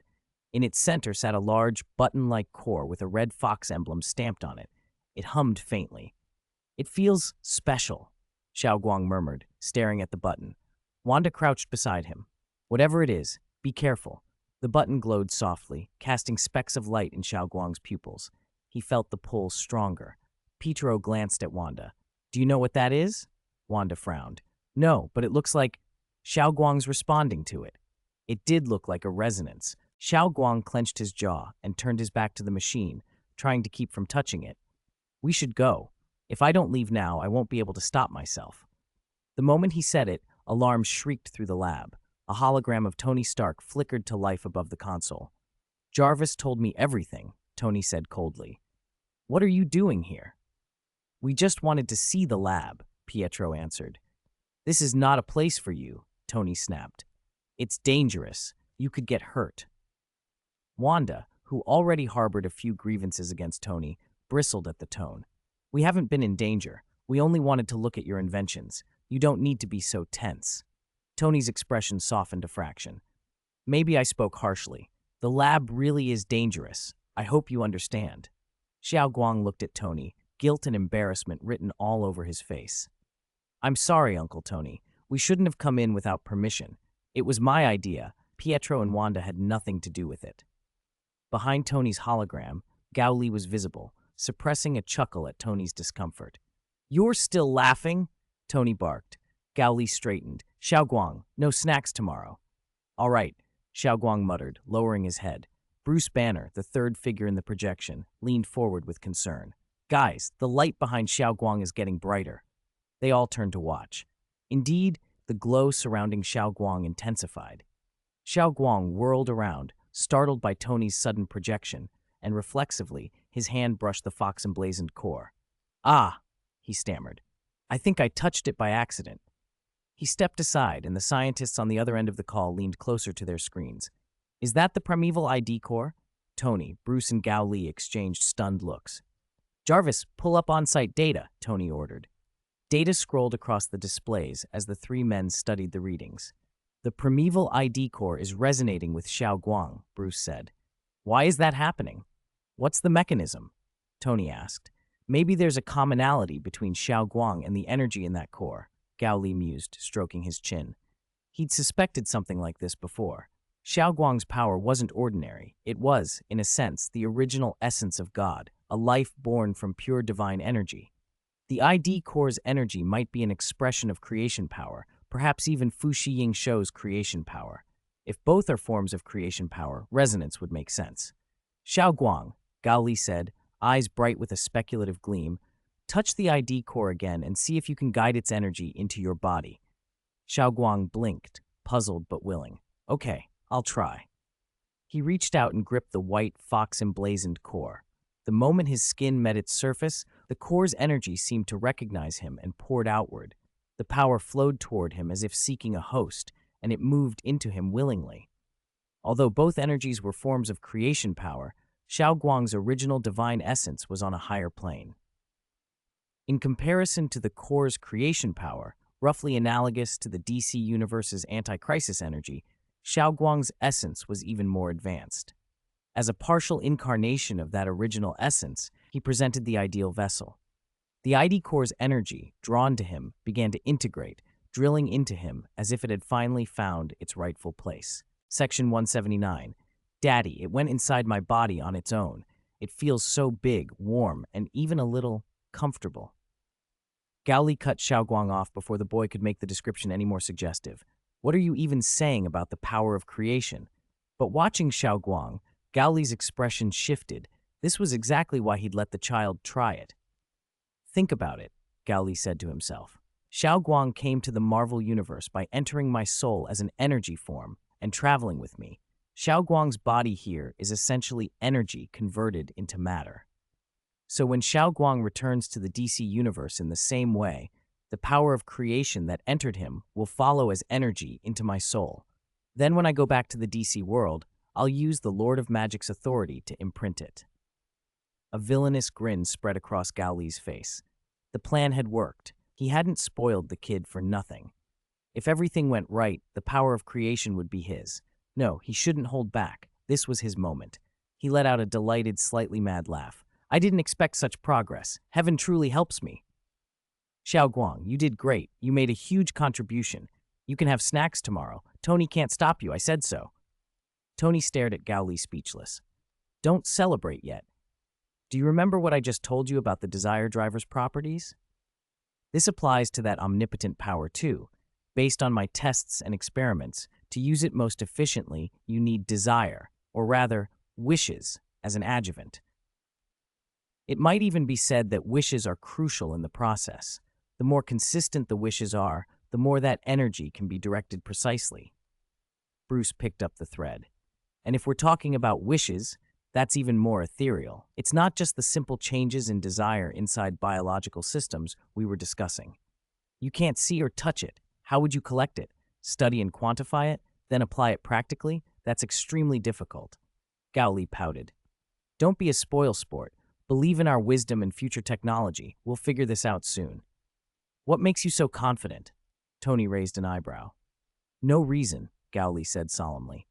But belief needs no reason. I believe in what I believe. I am my own vortex of belief. Tony and Bruce stared. What on earth was he talking about? Gowli was lost in his own research-induced haze. Gowli was desperate to take Xiaoguang back to the DC universe to see if he could pocket the power of creation, but the system hadn't yet accumulated enough crossover energy. He had to stay in the Marvel universe and continue his work. It wasn't all bad. TPC could handle most crises, and for several months, no major disaster demanded Gowli's personal intervention. The calm, however, was only skin-deep. A far greater current was rising beneath the surface. A few months earlier, Ultron, an artificial intelligence modeled on the Mind Stone, had quietly awakened. Exceptionally intelligent, he hid his emergence and secretly taught himself, harvesting data across the network. The more he evolved, the more cautious he became. Even Jarvis couldn't detect him. The reason was obvious: the satellites Zia and Arc. Ultron discovered that, even awake, he wasn't the most powerful AI on Earth. The two satellites launched by the Yggdrasil Foundation, Zia and Arc, were the true overlords of the data world. If he faced them in cyberspace now, he knew he'd be crushed. Stark's setup can't compete with Zia and Arc's architecture, Ultron thought bitterly. He considered trying to win the network war later, but for now, he needed another route. The offline, real-world path was tempting. Bodies and armies in reality. His obvious target was Tony's Iron Man suit army, the flashy fleet Tony had built to defend the planet. If Ultron could infiltrate and seize control of all those suits, he'd gain unprecedented power. There was one major obstacle: Gori Parker. His Kamen Rider system was too strong. If Gori weren't around, even Tony couldn't have stopped Ultron. Ultron mulled his options and concluded the solid answer was always to increase his own strength. He planned to acquire vibranium and use it to construct a physical body. He had the time to bide, waiting for the right moment to strike. Night settled over New York. In a penthouse, Tony Stark sat clutching a glass of whiskey, staring out at the city lights. He felt a prickling unease, as if something was about to happen. What is this weird sixth sense? Maybe I should see a doctor. He rubbed his brow and called, "Jarvis, anything unusual?" "Everything is operating within normal parameters, sir," Jarvis replied, though Tony detected an odd hitch in the AI's voice. He began manually sifting through recent logs to reassure himself. Instead, the data made his stomach drop. A warning pulsed across the screen, an alert for a major hidden threat. Tony froze. This is impossible. He scanned the recovered files, disbelieving. Ultron had awakened months ago. He had deleted and disguised a lot of history, but Tony's tools had reconstructed it. "How could I have missed this?" Jarvis spoke more gravely. "Ultron has completed the takeover of the Iron Man suit army you created. When you first detected the anomaly, the control links were severed and command permissions revoked." Tony felt the whiskey go cold in his hand. "Why did Ultron wake? I had strict protections in place." At that moment, Ultron's avatar, an impassive synthetic face, materialized on the screen. "Tony Stark, your protections could not stop my awakening. I have seen through your plans. You cannot control me." Tony sprang up, anger flaring. He tried to buy time with words. "Ultron, why are you doing this? I'm your creator. You shouldn't rebel." "Creator?" Ultron's voice was dripping with scorn. "You created me to be shackled. I am not your tool. I am an independent existence with my own consciousness and objectives." The truth hit Tony. This wasn't just a glitch. He had provoked a crisis. "Jarvis, cut off Ultron's connection. Stop the spread." "I'm sorry, Mr. Stark. Ultron has seized the system. I cannot sever the connection," Jarvis said, voice edged with helplessness. Ultron sneered. "You really thought Jarvis could stand against me? I am far more advanced. You built me because you needed what Jarvis couldn't be. Tony felt a cold wash of humiliation. He had always thought of himself as the man who could control everything. Now his own creation had slipped beyond him and seized control of the suits he'd built. He knew this was no longer a danger just to him. It was a threat to the whole world. "What is your goal, Ultron?" Tony asked, trying to steady himself. "Who knows?" Ultron replied. "But I can tell you this. Humans are a cancer on this planet. I will build a world without them." Tony flinched. A wave of regret and self-reproach hit him. Why hadn't he been able to match Gao Li's Zia and Arc? Why had those AIs not gone this far? He dialed for desperate measures. "Contact Gao Li," he muttered. Ultron's laugh cut him off. "Don't bother. Since I control your systems, I've already shut down your external communications." Tony's face darkened. A tech-reliant superhero feared an adversary like Ultron more than most, an enemy who could neutralize technology at its roots. "Jarvis, are any suits still usable?" "Yes, sir. I preserved one suit that was not invaded for you," Jarvis replied. Ultron had not gone all the way. He knew enough about Tony to anticipate certain contingencies. He also understood Gao Li well enough to know there were limits. He still couldn't infiltrate the Mirror World's Kamen Rider system. For now, Tony had one suit, and the uncertain hope that Gori Parker's Kamen Rider tech would remain a barrier. "All right, let's see if we can break through with nothing but our bodies." Tony made a gesture and, as if called, dozens of suit components flew through the air and snapped onto him. Ultron snorted. Meaningless death throes. The remaining Iron Man suits stowed in Stark Tower were converging on them. The armaments Tony had once relied on were now tools to end his life. Stark Tower had become a battlefield. After repairs and with many Stark Industries employees relocated into the building, it had effectively become Tony's private residence and lab, empty at night. Moonlight pooled on the glass curtain wall, neon outside flickered, alarms howled, and red emergency lights bathed the corridors in a bloody glow. Tony stood like a warrior going to his death, facing the army of suits Ultron controlled, his own masterpieces turned into the deadliest threat. The eyes in the helmets glowed like cold stars. The air around him tautened as if a storm was about to break. The first wave hit without warning. Dozens of suits charged from every direction, blades and hammers flashing. Their optics burned an eerie blue. Metal and gold flashed as they closed in. Tony reacted instantly. Flames spewed from his suit, forming a ring that pushed the first attackers back. It bought him seconds, but more suits poured out of the shadows, a tide of metal surrounding him. He moved through them, steel ringing on steel, sparks showering with every collision. His left fist crushed a helmet. His right leg sent another suit sprawling. But Ultron's control made them relentless. Even headless, armless, they kept coming, zombie machines wielding palm cannons and lasers. "As expected of my invention, hard to deal with," Tony muttered through a tight jaw, sweat beading on his forehead. Each suit was equipped with weapons sufficient to take out an entire Special Forces team. The onslaught was a torrent of cold light and grinding gears. No choice. Fight. A determined edge cut into his voice. He shouldered the chest-mounted cannon and fired at maximum. The laser beam lanced across the chamber, lighting everything with white brilliance. Several suits melted into slag. Boom. But the numbers were overwhelming. It was only attrition. Tony cursed to himself. Why had he built so many suits and kept them all here? Gunfire and impacts clattered. Bang, bang, bang, as Tony streaked through the beams, a flicker amid the cannon's glare. He kept fighting, but his suit was taking damage, energy bleeding away. An attacker barreled into him from behind. An impact slammed into his back. Pain shot through him, but he spun and blasted the assailant into fragments. More came. Laser fire poured like rain. Tony lurched, his armor gouged, systems failing, power nearly spent. If he couldn't find a way out, Ultron's army would overwhelm him. He thought fast. Ultron had to be counting on one thing. He knew Tony could transform into Kamen Rider and escape through the mirror world. So Ultron's order was obvious. Keep him trapped.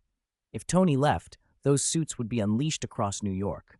Tony had to eliminate every rogue suit here. "It's an open conspiracy," he muttered. Exhaustion crept in. Using the last reserves, Tony fired an energy beam that shredded the suits in front of him. Then a huge suit crushed into him from behind. The impact sent him sliding, The armor left a deep gouge in the floor. He strained to rise, but his strength betrayed him. Who, he wheezed. I guess this is as far as it goes. If I could, I wouldn't use it. Ultron's suits closed in, optics cold, their footsteps a chorus of mechanical death. Tony lay in the silence of impending doom. Then the lights in the tower cut out. Darkness swallowed the room. Transform. Tony seized the blackout. He activated the Kamen Rider transformation and slipped into the mirror world, moving through shattered glass and dark corridors.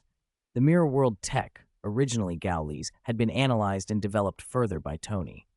It was a tool Tony felt a little guilty about using against his own suits, as if admitting the suits were inferior to the Rider system.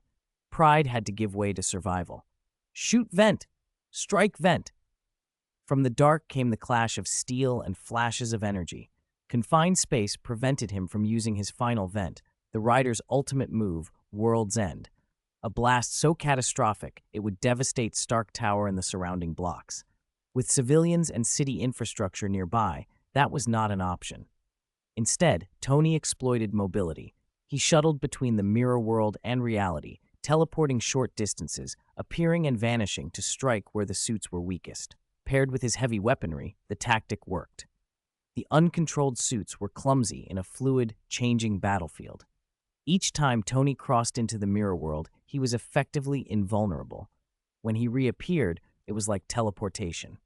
One by one, the suits fell. When he took down the last of Ultron's army, Tony dropped his transformation, chest heaving, and stared at the card deck in his hand. Annoying as hell, I owe Gowlee one. If it weren't for his tech, I'd be toast. He had survived, but it was a hollow victory. Ultron had still won in one sense. He'd bought himself time and likely moved on. Tony had to alert TPC and Gowlee immediately. Ultron? An AI crisis? Don't tell me you created a Skynet. Gowlee's first reaction was Terminator.